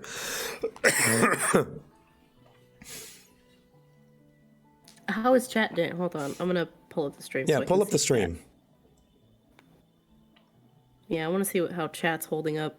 I do have multiple Paizo people, yes, following me. What's up? Chat, are you equally numb? If not, that's okay. Yeah. I think we're just looking for a distraction right now. Yeah, we're just good. I agree. It's why I wanted to stream today. Yeah, I think it's I just wanted to get a feel on how chat's going. Mm-hmm. Yeah, I think they're also feeling it. Yeah. Thank you, Shiramura. I hope I'm saying that correctly. Thank you. Yeah, it's look at that official Paizo with baby. It's actually official Paizo. Hold on. Oh, nice. So, what are your takes on Pathfinder thus far? How does also me being like not knowledgeable? How is this different from other versions? Oh, thank you, NPC Grump, for the 10 gifted subs. Sorry. Different versions of what? D&D or Pathfinder? Yeah, D&D. So far... And Pathfinder as well. So, it is a lot more than D&D. Like, in general, there's more stuff. But that means there's more customization to your characters. From what it seems like. Like, instead of just getting a level and you just get your feature, you gain a level and you choose a feature from a pool. So like, you know how in D&D, let's say we make Barb, right? It's like level 1, she gets rage, or level 2, she gets rage. Yes. Like that is just a thing that you can do now. A good example in Pathfinder would be, okay, level 2, here are your options. You can pick rage, or you can pick, I don't know, break through walls, the feature, or become the Hulk, the feature. It is your choice.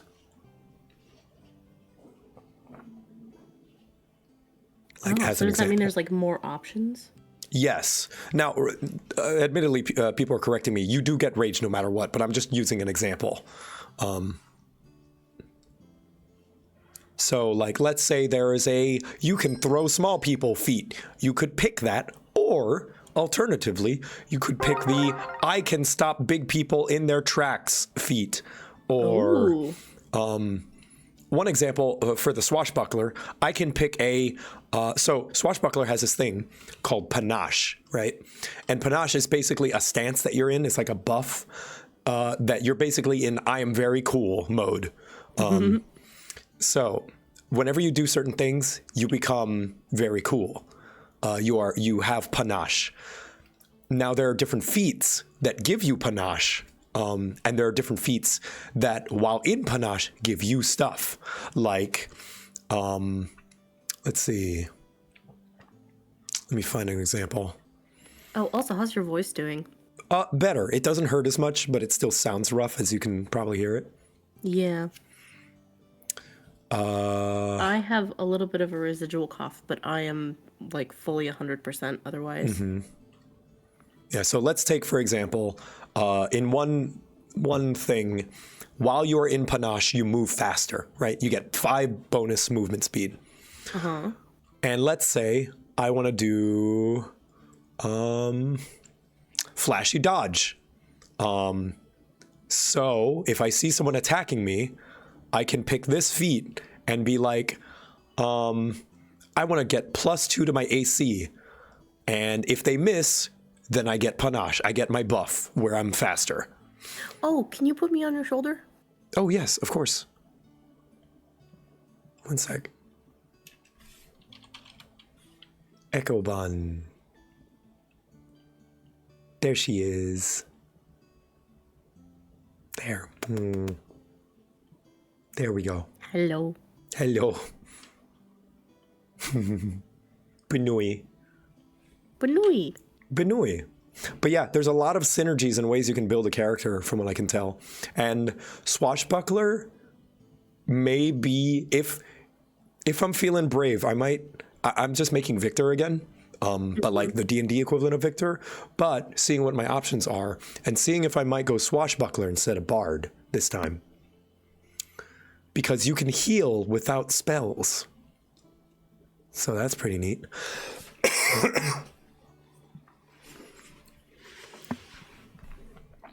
Are you sick by chance? I am, yes. You can tell. But I Bard, got sick. Well, yeah. I mean, technically it was everyone. Lots of people got me sick. But Bards get magic, whereas Swashbucklers do not. And I do like magic.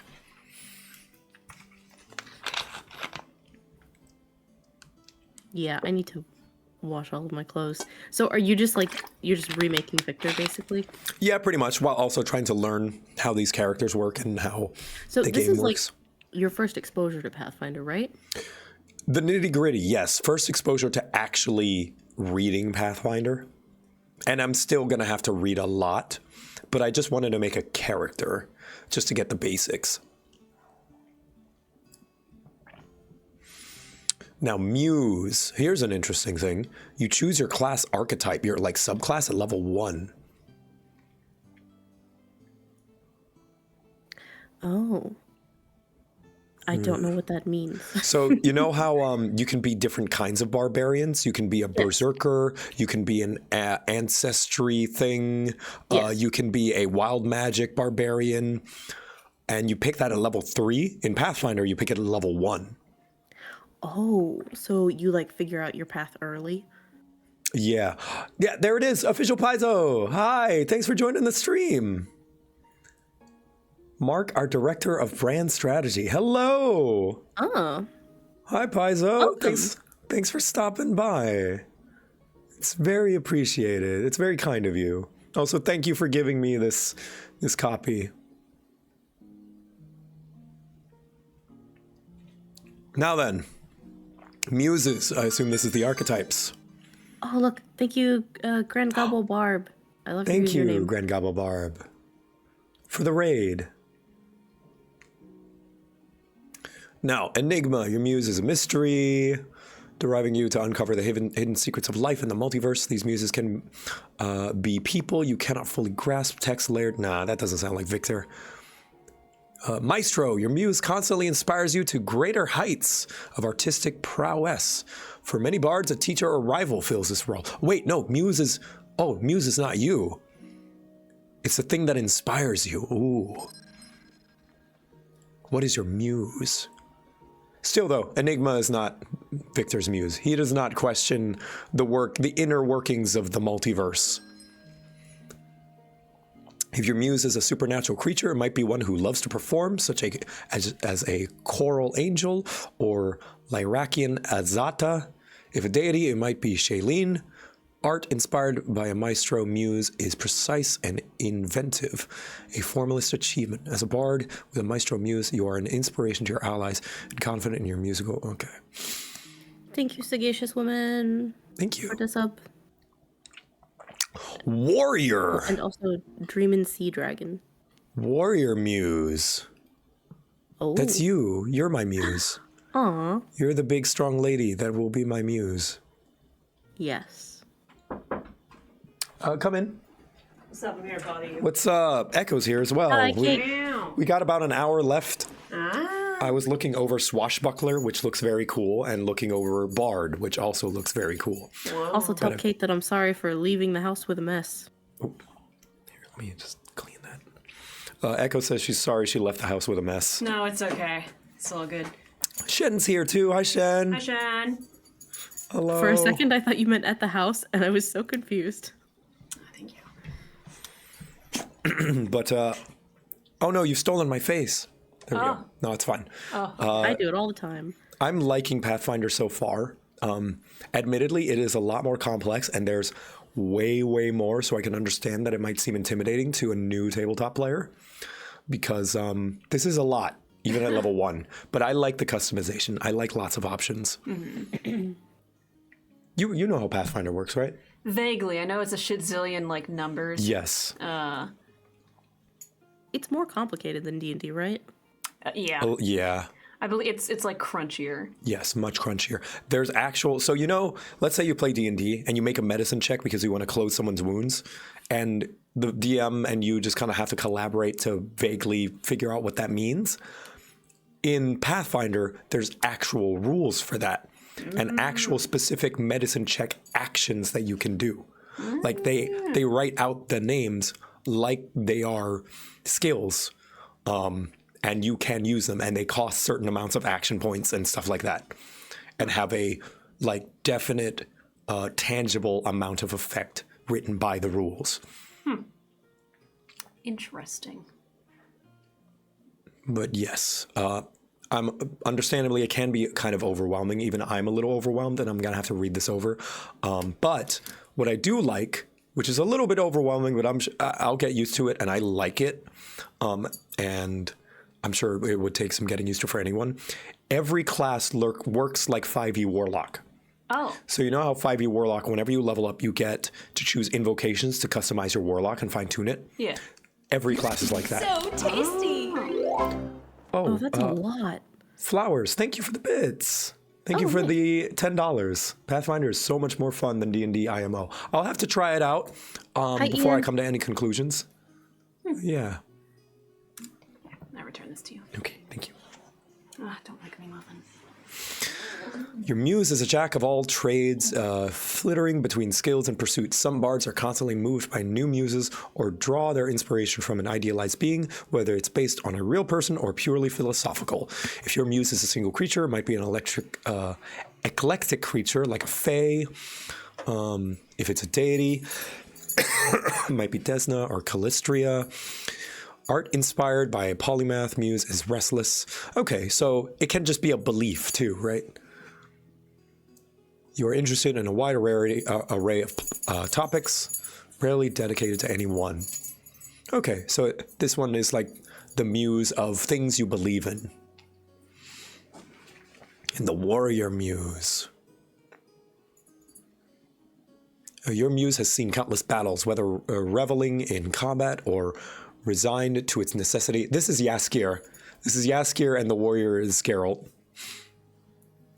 An individual soldier or general might inspire you, but so might a battlefield or weapon with a particularly profound history.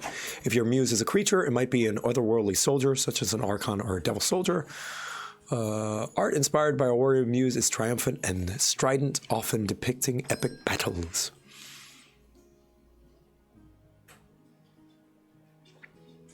Gorham forever lives. Gorham, I miss you. Oh, is Gorham dead? Oh no. So about that, I presume Gorham, something bad happened to Gorham. Gorham died. Oof. You still there, my love? Oops, I turned off my mic so I could cough. Gorham died in the lore. Oof. Who is Gorham? Apparently a deity of like war and battle. Oh. Yeah, I'm unfamiliar with Pathfinder lore, so interesting. The only thing that I even adjacently know about Pathfinder is that they did a collab with Magic the Gathering like years and years ago. And so I got to see some of their like gods character designs. I don't know what to Interesting. call them. Wow, It was really that's pretty art. Cool. Let's look at some of their feats. Bardic lore. Your studies make you informed on every subject. You're trained in Bardic lore. Special lore skill that can be used only to recall knowledge, but on any topic.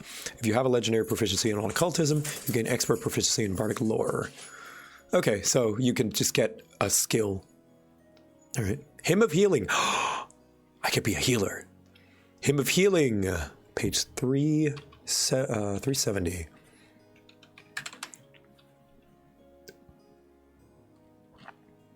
Doop-a-doop-a-doo. Allegro. Hymn of Healing. 30 feet target you or one ally. Sustained. Oh, it's heal over time. Is it? Or no? Hold on, let me just read it. Your glorious singing mends wounds. Oh my gosh. Oh my gosh. Someone took your knees and then gave you my 20 knees. subs. Oh my god, my knees. You took my knees and exchanged them for 20 subs. Thank you. Wow, Bard is one of the best classes. They really support everyone. That's my conundrum here is, do I want to be the support, which I love, and make everyone cooler? Or do I want to be the swashbuckler and just be cool myself? I don't know. I don't know. Multi-class? I'm not going to worry about multi-classing just yet. Not going to worry about that. Why not both? Well, maybe. Warrior Muse seems like very Valor Bard. You know. Your glorious singing mends wounds and provides a temporary respite from harm. The target gains fast healing too. I'm going to have to learn what fast healing is. When you cast the spell, the first time each round you sustain the spell, the target gains 2 temporary hit points, which last for 1 round. Heightened. The fast healing temporary hit points is increased by 2. Okay, so you can upgrade it. Interesting. 2 HP every round. Oh, heal over time. I like that. It's regen. Oh, thank you for the dote. Lingering composition. By adding a flourish, you make your compositions last longer. Lingering composition. 371.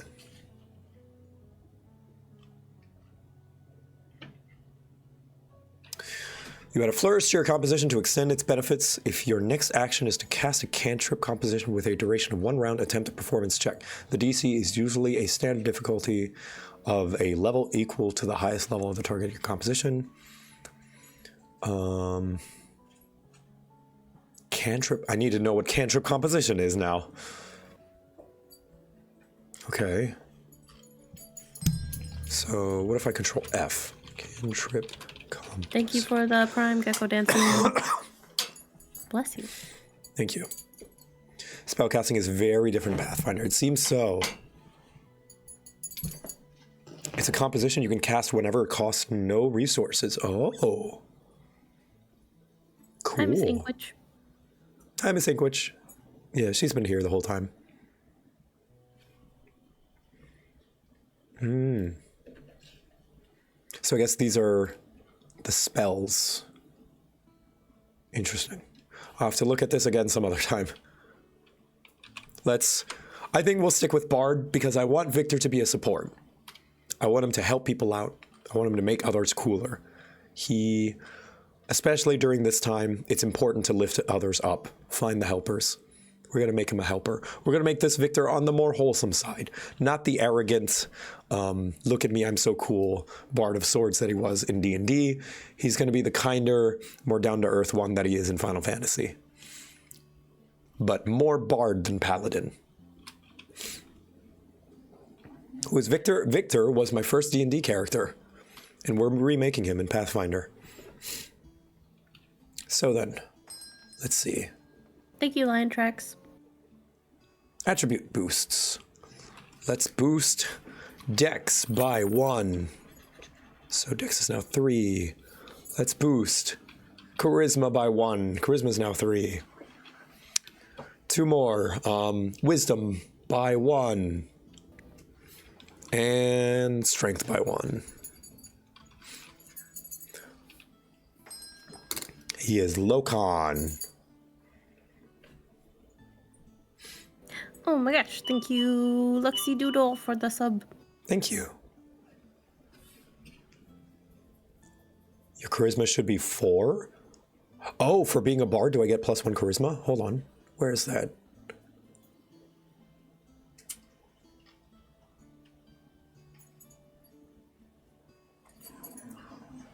Top of bard. Oh, sweet. At first level, your class gives you a boost to charisma. Awesome. +4. +4 at level 1. Nice. I do kind of like that there isn't a second number. It kind of simplifies things.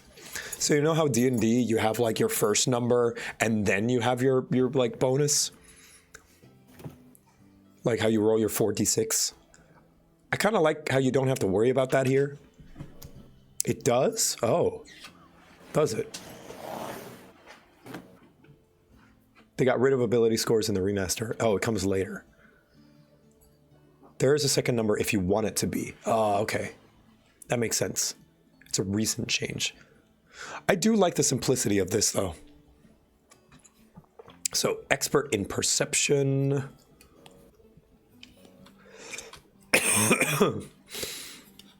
Perception is the... somebody mentioned it's the initiative now, so here. So proficiency is 2, 4, 5.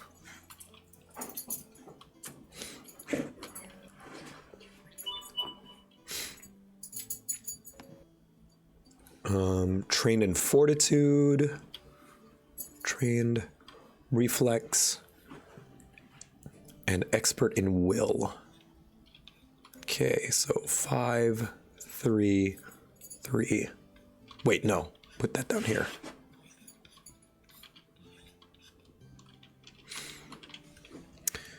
Okay. So 8 plus your con, but also I'm an elf, so let me go look at elf. Oh, ad break coming up in 3 minutes.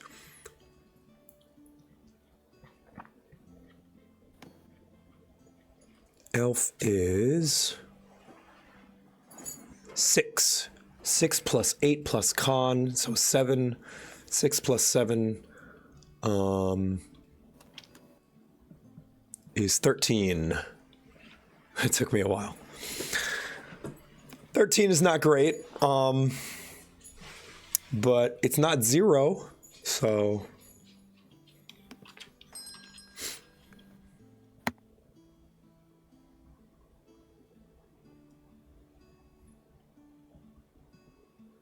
It's 12 more than you need, yeah. I only need 1 hit point. It's all I need. Now then. Trained in occultism. Trained in performance. Oh, thank you. Occult. Okay, so there's probably somewhere in the book that tells you, but if I get trained twice, does that bump it up to expert? Or does it not stack? You pick a different skill of your choice. Okay, cool. Thank you. Occultism.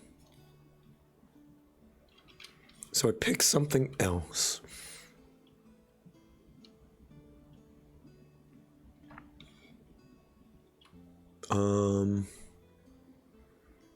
I'll go acrobatics.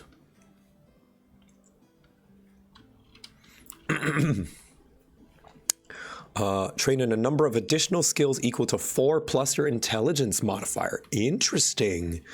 How skilled you are is based on your int. That makes sense. So we get 5 picks. I'm gonna go society.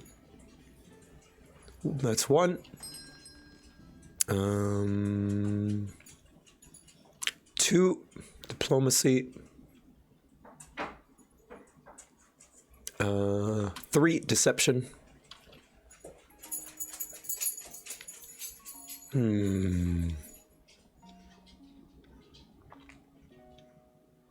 4 stealth. And lastly, ooh, thank you for the bits. Thank you for your content and just existing. Thank you for existing.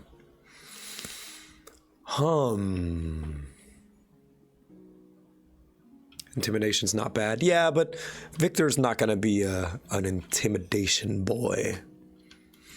But I don't know what else he would do.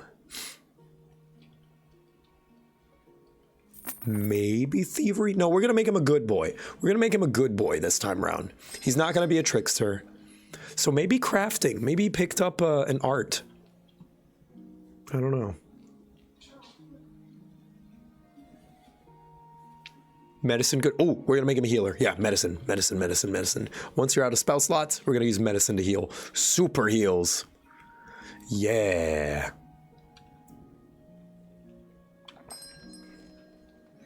Defenses, trained in light armor and unarmored. Oh, trained in unarmored defense. So we don't even need armor. Trained in spell attack modifier, trained in spell DC. Okay. So, there we go. So, unarmored, light, trained.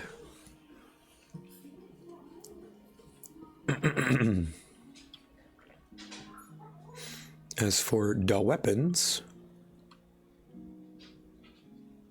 let's see, here we go. Weapon proficiencies. I like these. I like that they have little tick boxes. All right, at time. Try not to go through too much. How are you doing, my love? Oh, good. I'm just going through random messages and doing business. Welcome. Business. Welcome. So you're to having fun with business. Pathfinder? Yeah, I'm the donuts and cookies. Yes, we ate some more cookies and donuts. Good. I got a rotisserie chicken today. You guys have so much leftovers right now. Oh yeah. Oh, you're starting Endwalker? Have fun. Simple, trained in martial. I like that there's levels of proficiency.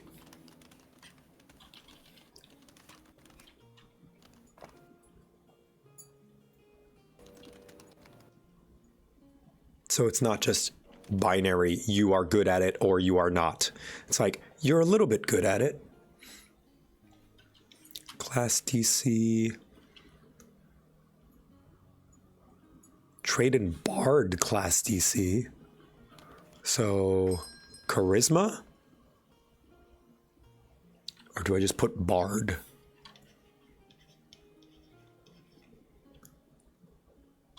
Class DC is irrelevant for casters. Charisma. Ah, I see.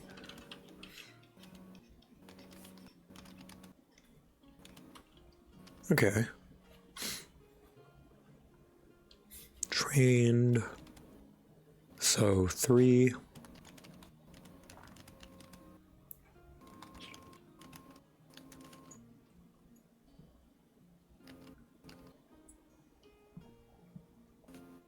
Oh, so would I put the number here, or I think I would put the number here, yeah.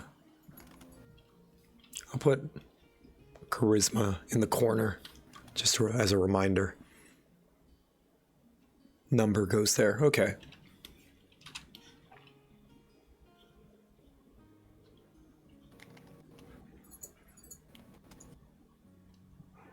Key is charisma, okay, cool, cool, cool. Good to know.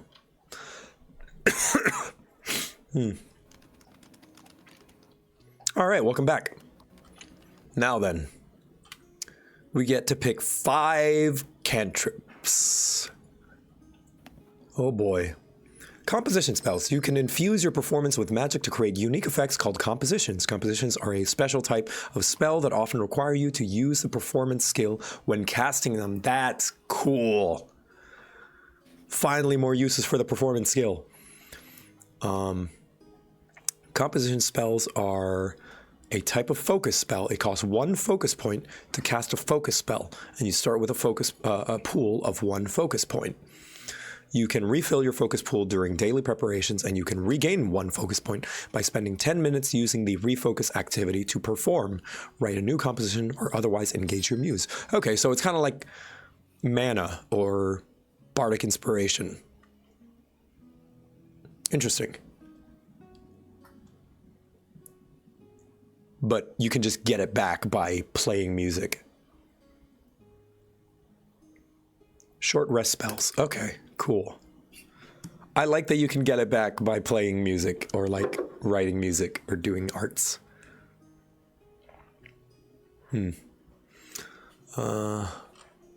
Focus spells are automatically heightened to half of your level rounded up, much like cantrips. Focus spells don't require spell slots, and you can't cast them using spell slots.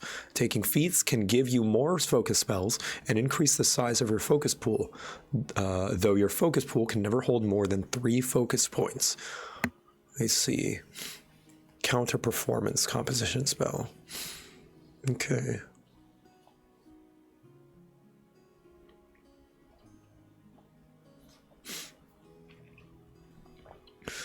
Special composition spells that don't cost focus points, so you can use them as often as you want. Ooh, Demonic Maids, thank you for the 5 gifted subs. I appreciate it. Very nice of you. Thank you so much.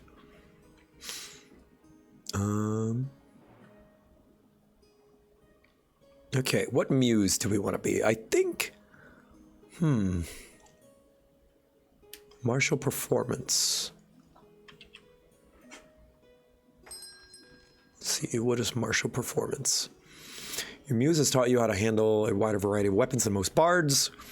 When you have a courageous anthem composition cantrip active, you damage an enemy with a strike, the spell's duration is extended by 1 round. You can extend an individual cast only once in this way. Okay, so if you smack someone, like with a physical attack, your debuffs can last longer.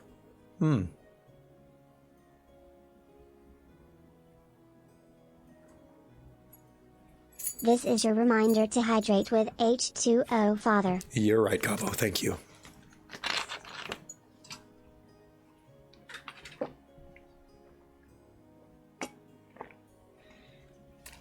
Oh.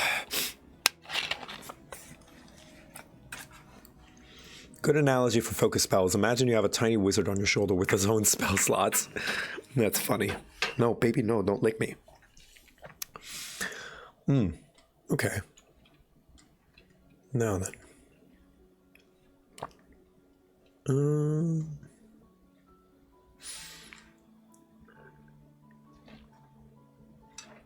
But polymath, versatile performance. You can rely on the grandeur of your performances rather than ordinary social skills. You can use performance instead of diplomacy to make an impression instead of intimidation or demoralization. I do like that. I do like not having to intimidate. Because I don't like intimidating. Intimidation is mean. You can also use an acting performance instead of deception to impersonate. You can use a proficiency rank in performance to meet the prerequisite of skill feats that require a particular proficiency rank in deception, diplomacy, or intimidation. So basically, you get to use your performance for everything. That means I can put my proficiency in other things rather than deception and diplomacy. Not everything, but yeah, like more stuff.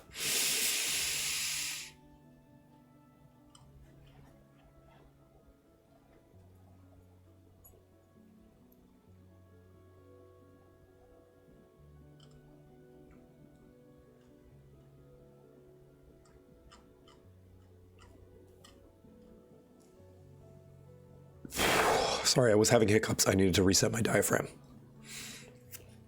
What about lingering composition?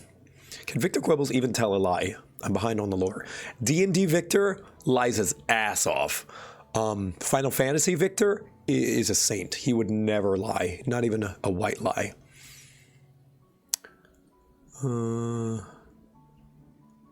I already looked at that, I think. I don't know.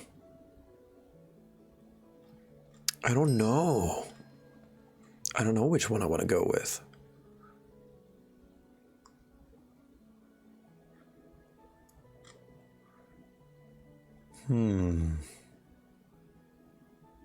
Phantasmal Minion. I'm going to look at Phantasmal Minion, see what it does. Polymath is the everything option. Hymn of Healing sounds like Victor's spell. Yeah. Phantasmal Minion. You summon a Phantasmal Minion. The minion is roughly the shape of a humanoid. You can choose to have it be invisible or have an ephemeral appearance, but it's obviously a magical effect, not a real creature. Okay. See sidebar. Oh, here it is.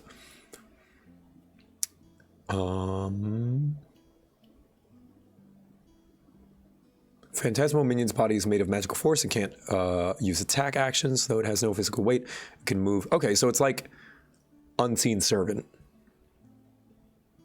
Okay. Good to know.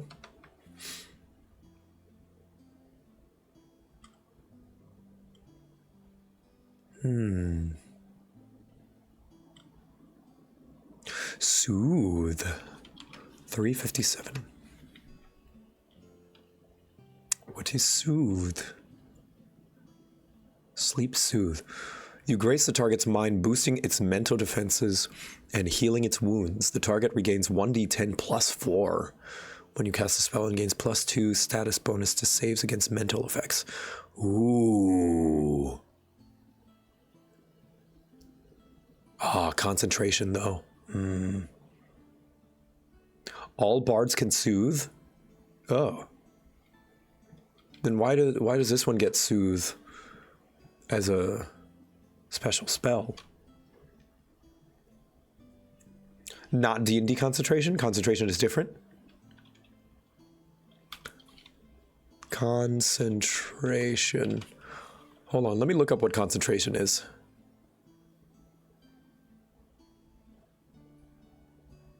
Spells.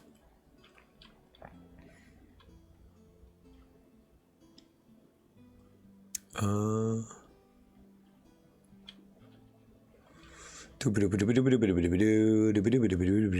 duration, durations, basic saves, blah, blah, blah. Page 454, thank you. That's not it.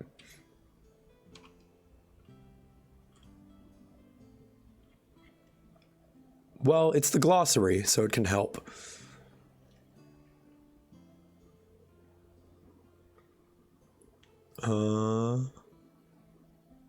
Concentrate.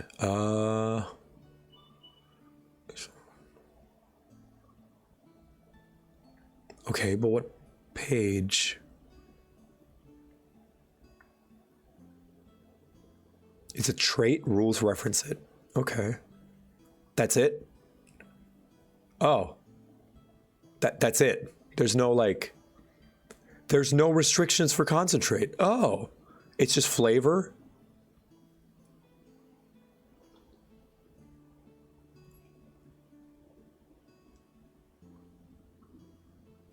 Oh. It just means you're sustaining a spell. Oh.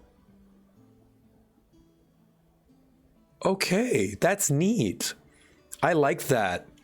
Because concentration spells, again, I feel like I'm shitting on D&D too much in the stream. I understand, but concentration in 5e is so fickle that sometimes I just forego picking concentration spells because I'm afraid of losing them and wasting a spell slot. Sustain and concentration are different things. Okay. So, sustain.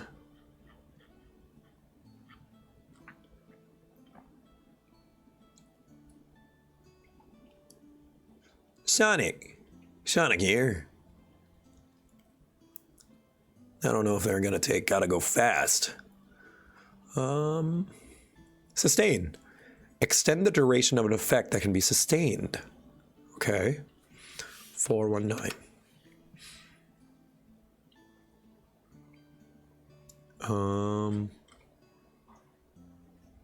Stride. Seek. Nope. Did I miss it?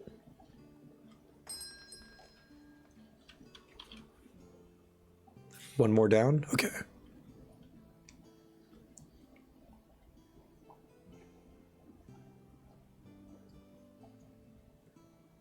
There it is. Choose one of your effects that has a sustained duration. Most of the effects come from spell, magic, item activations. If the effect has a sustained duration, its duration extends until the end of your turn. If the ability can be sustained but doesn't list how long, it can be sustained up to 10 minutes. Okay.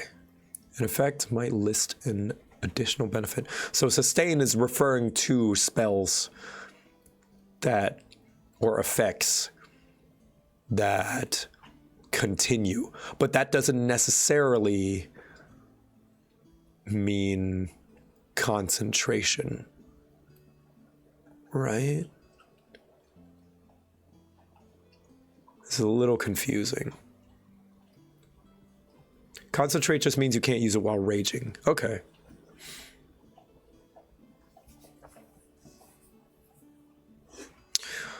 You need to use an action to sustain. Ah, I see the action icon. So, you cast a concentration spell, and then you are currently concentrating on it, and it lasts the duration that it's lasting.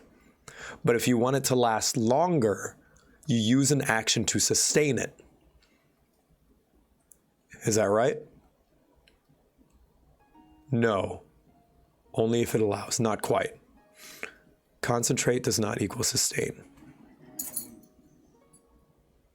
You need to focus or think about something. You have to sustain every turn to keep the spell going. Oh. See how sustain has the concentration trait? Yes. Just means you have to concentrate to do the action. A spell will mark. Okay. I think I get it.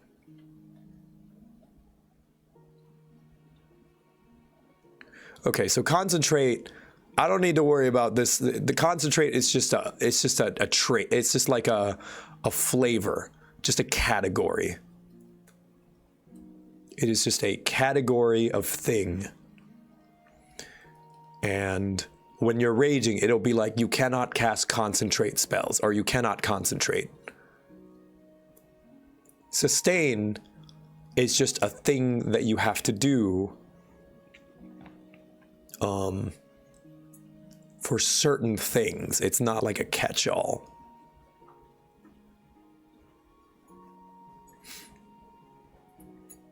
think I'm starting to understand.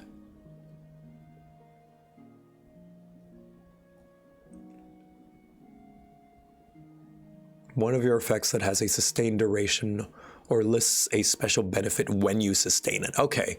It is not a catch-all term. It is a it depends thing.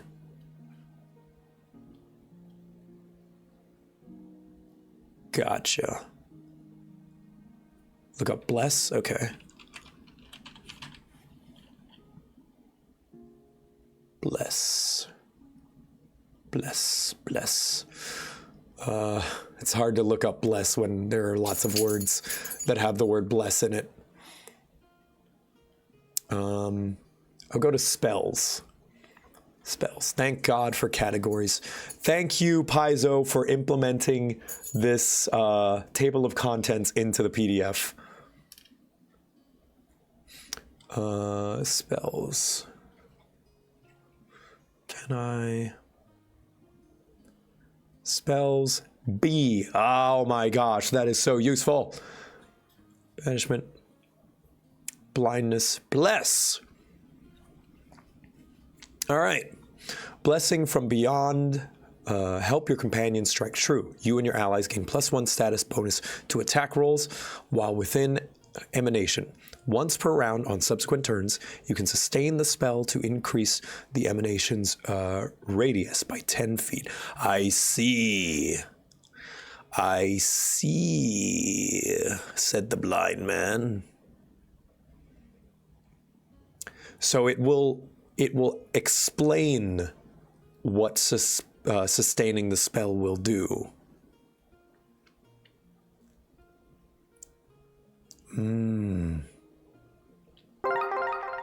Preet and Triss, thank you for the 10 gifted subs. I'm learning so much. Thank you guys for helping me.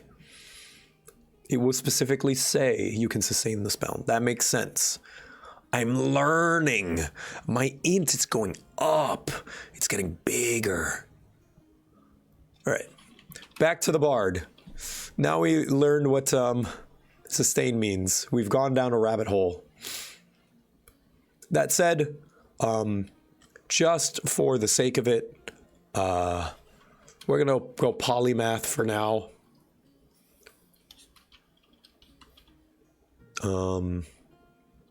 Or no, warrior muse.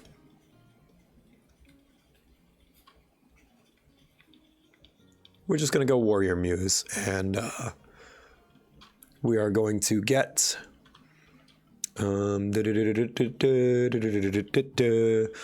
martial performance.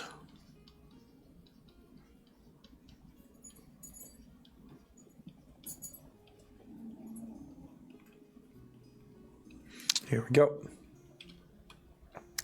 Now, martial performance.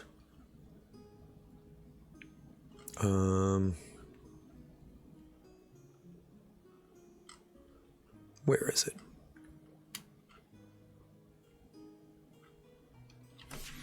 Kind of lets you sustain your composition cantrip.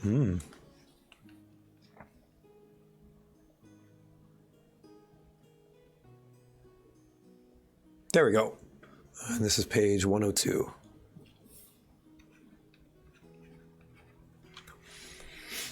One variety of weapons.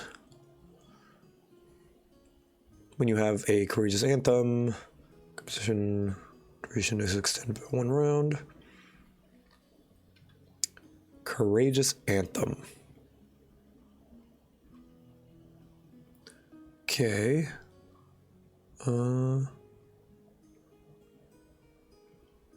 Let's see.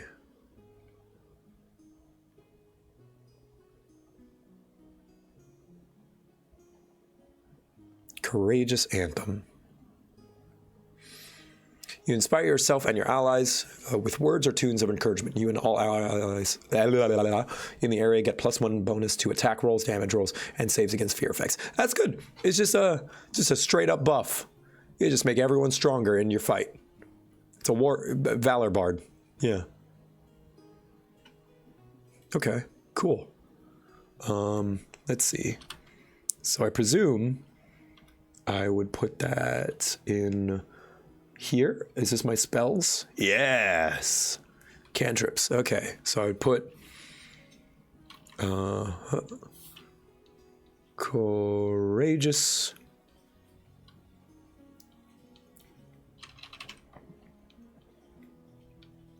Anthem.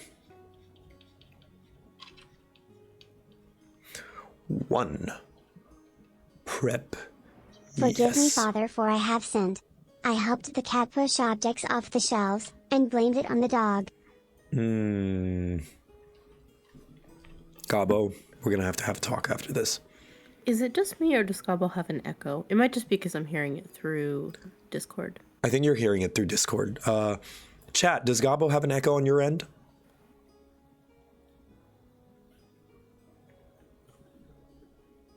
No echo here.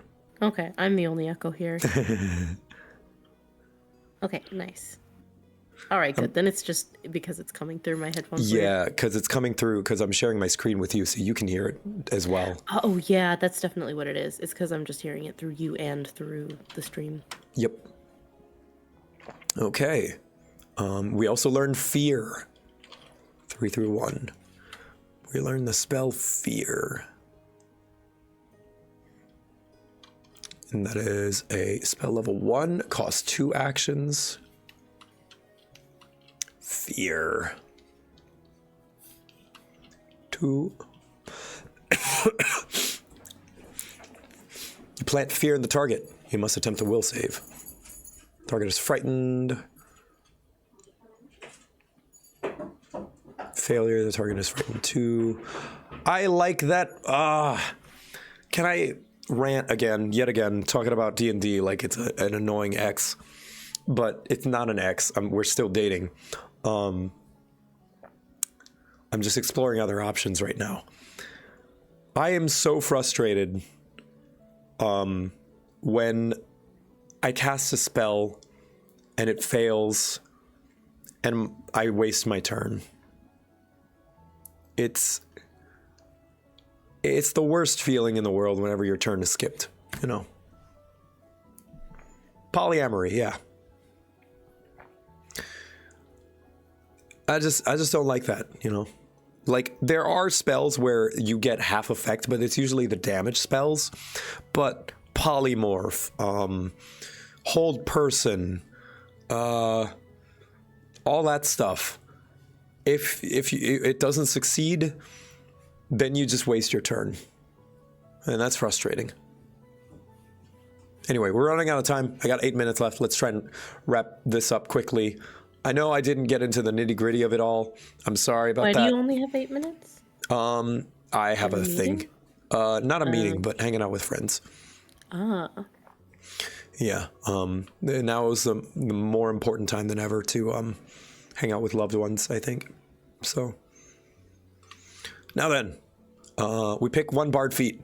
Bardic lore, well-versed, hymn of healing. I think I'm going to go hymn of healing.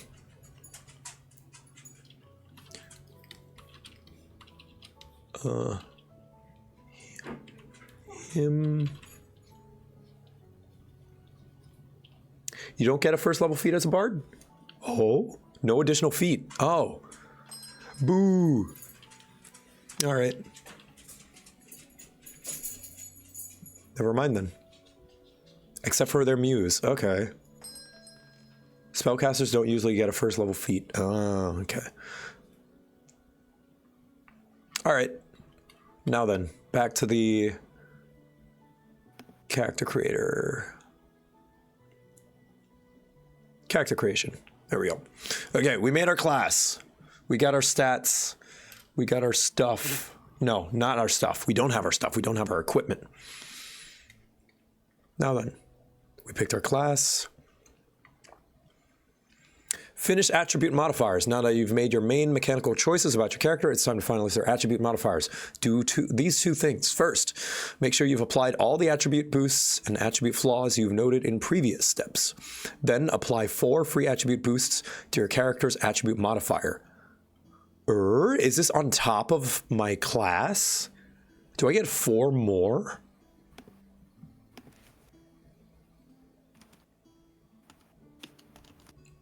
Yes? Oh my gosh. Wait, But some people said I did it already. Because I did it already when I picked my class, right? You already did it already. Okay, yes. Okay, never mind. I was going to say, there's no way, because my numbers would be so high. Yeah, I did this when I picked... it's listed in the class as well. I see. Gotcha. Record class details. Record all the benefits of the class features that your character revised. All right, I did most of that. Determine your character's total starting HP, initial proficiency section. See the class advancement table in your class entry. All right. Buy equipment. At first level, your character has 15 gold pieces to spend on armor, weapons, and other basic equipment. Your character's class lists the type of weapons and armor of which they are trained, or better. Their weapons determine how much damage they deal in combat. Their armor influences their armor class. These calculations are covered more. If you want equipment like rope, torches, and other traveling gear, maybe even alchemical healing. Chapter 6. Even starting loadouts. I'll go with starting loadouts for now. 268. Bard. Studded leather, dagger, rapier, sling, venture pack. Yeah, this is like the 5e way of doing things. But if I wanted to buy individual things, like, say, a shield or a buckler, I could buy it here. Let's do that. Let's buy, let's see.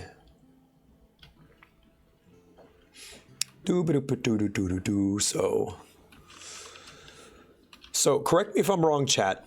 My stats here, right, for the most part, these stats are now done with, right?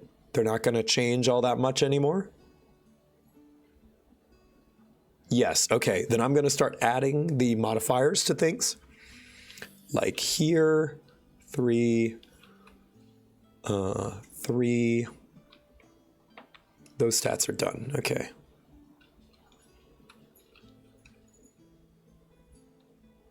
So that means this is 6 plus 6 at level 1. Wow. Until you level up. Yeah, of course. Now, does the rest of this work like D&D? Like, even though I'm not trained in it or anything, not proficient, do I still add my modifiers in here?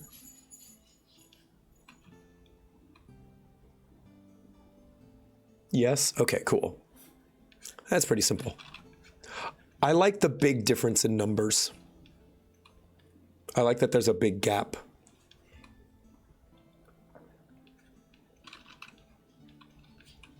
Crafting is int 1. No, 4. Yes, plus 7 deception. 4. 1, 4. 1, 1. Wisdom is 1. 4. 1. 1, 4. 4, 7. 1, 1. 1, 4. 3, 6. 1, 1. 3, 3. Cool. That's a good spread. That's a good spread of numbers. I like that.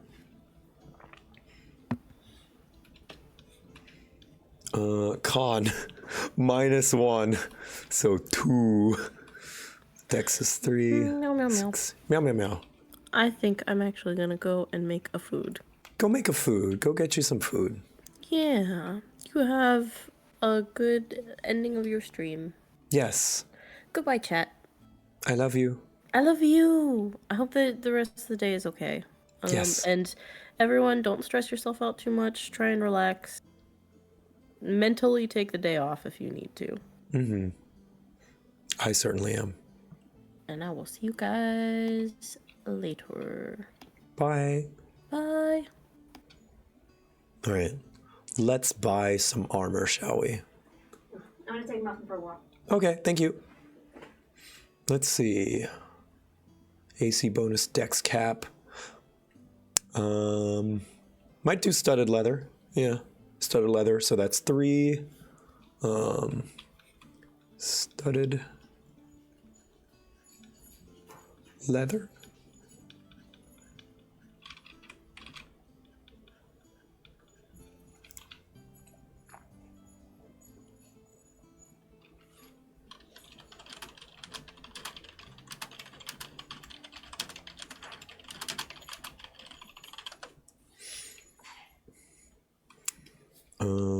Studded leather, so that is AC +2.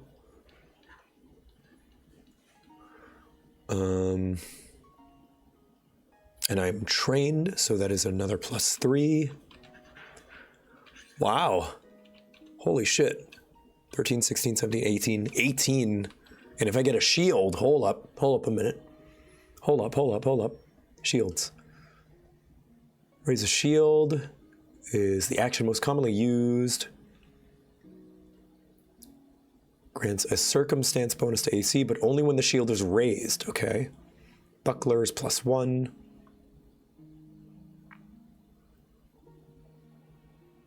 Wooden shield is +2. Steel shield, tower shield. We'll go with the buckler. So, my base AC is 18. If I raise my shield, it is 19. Wow. Remember, enemies have big numbers too. That is true. That is very true. It doesn't add anything, right? Leather.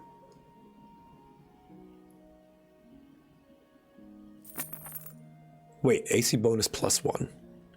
So, no, I got studded leather. Check penalty.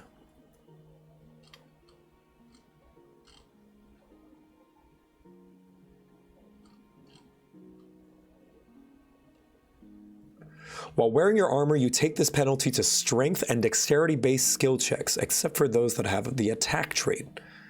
If you meet the armor strength threshold, you don't take this penalty. Okay. Strength threshold is... Where is it? Nothing. Oh, 1. I have 1. Yeah. All right. I'm fine. I don't need to worry about that.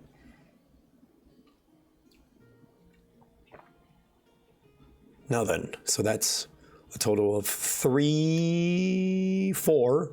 We have 11 left. Weapons.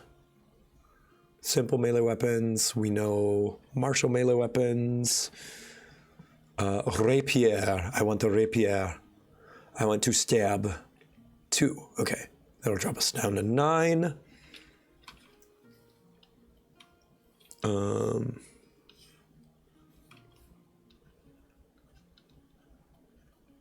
Rapier.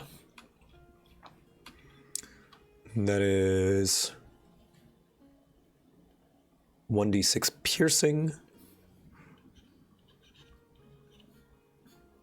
Piercing. Oh, I like that they have little check marks for bludgeoning, piercing, and slashing. That's pretty neat. Deadly D8 disarm finesse. Okay.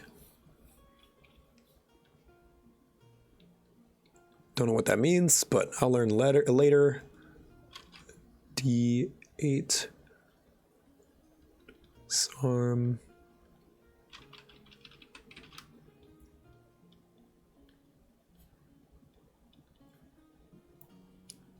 I'll learn about all this later. This was a good kind of intro crash course. I've got a lot of work I got to do to learn about this game. And some of you may have seen, yes, I'm going to straight up confirm it. This is me beginning my research to write a guide series about Pathfinder. I want to make a guide to Pathfinder.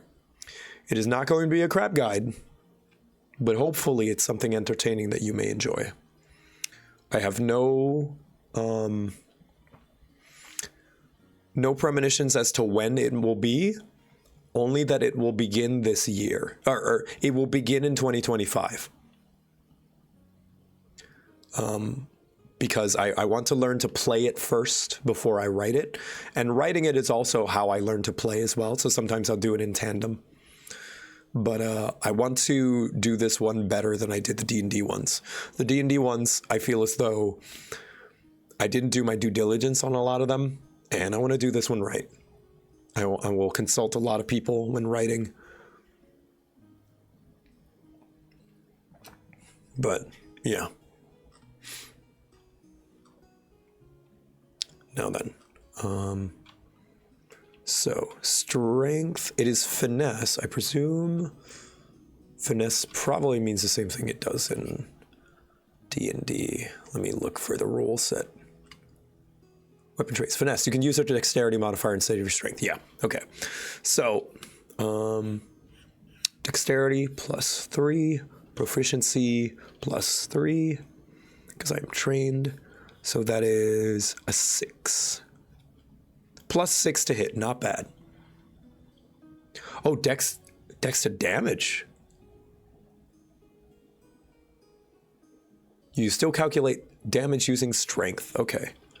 +1.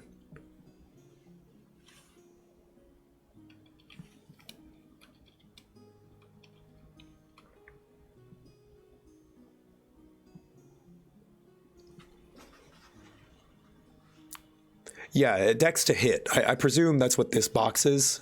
Like, this box is to hit, right? If it was to damage, my mistake. I'm pretty sure it's to hit because it's got proficiency in there.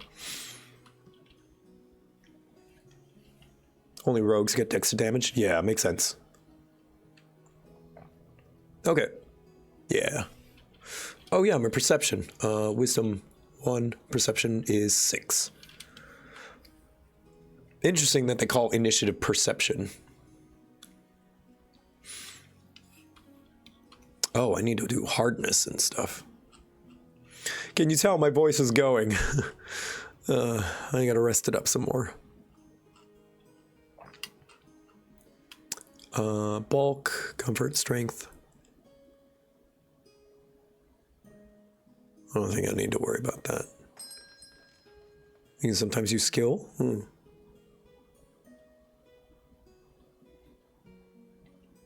I'm not going to worry about that. Never mind. All right. Equipment. I have 9 gold left. What else could I possibly get?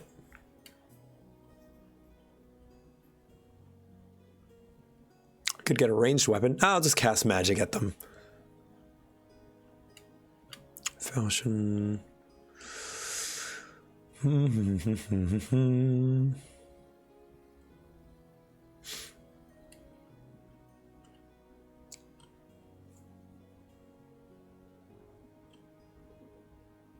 Ooh, that is the most painful looking caltrops I have ever seen.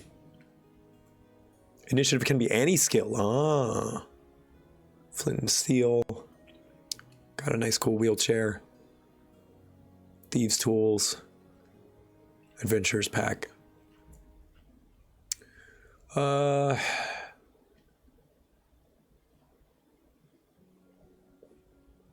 is in an adventurer's pack?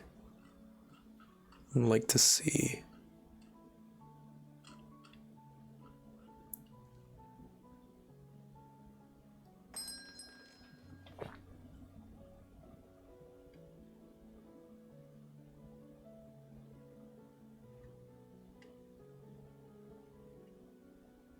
This is going to take too long. I'm sorry. I think we're just going to have to forego this for now. Character creation. Buy equipment. Calculate modifiers. I think we already did that. Finishing details. Edicts and anathema. To reinforce your character's beliefs. Okay, so this is flavor stuff. Like your values and your characteristics and traits. Okay. Oh, spell DC. You're right. Charisma's 4. Holy shit. Spell DC 17. Nice. All right. Okay. This is cool. I like this. I'm excited. And this was only scratching the surface of Pathfinder.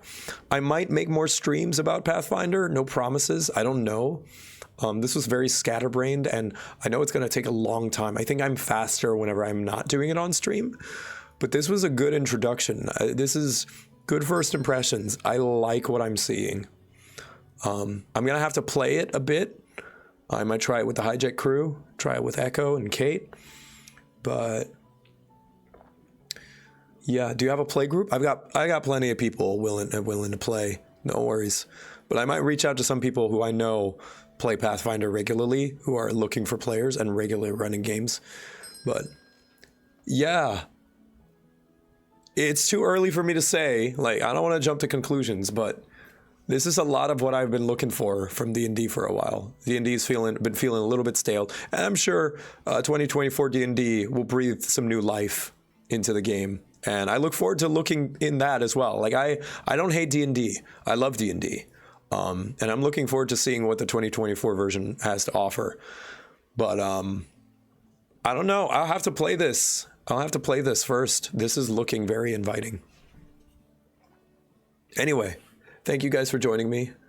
All of you, thank you for joining me in this rough time. And I do hope that genuinely you take care of yourselves and that you be safe. And the best thing you can do right now is just try to hang in there. Yeah. Try to survive as best you can in whatever ways that you can, and look for the helpers. As Mr. Rogers would say, is look for the helpers, because they're out there. Anyway, let's raid someone. Let's raid Anarchy. Anarchy is playing Dragon Age. New Dragon Age looks pretty cool. I actually really want to play it. It's Anarchy. And show her lots of love. She is pleasant. I met her at VidCon a long time ago, and she recently re-debuted as a muse. Funny, speaking of bards and muses, what will our raid message be, do you think? Bye, Father. Stay safe. Thank you, Gabo. I love you. And, yeah. How do raids work? Just stick around, and we will be sending you to another streamer.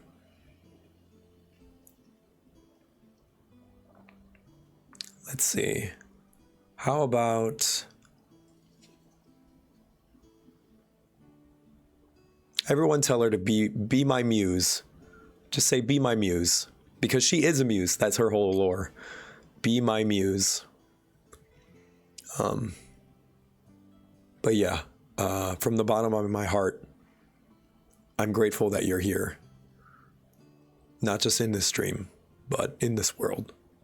And I don't say it often, but I love you, chat. I love you guys. I'll see you later.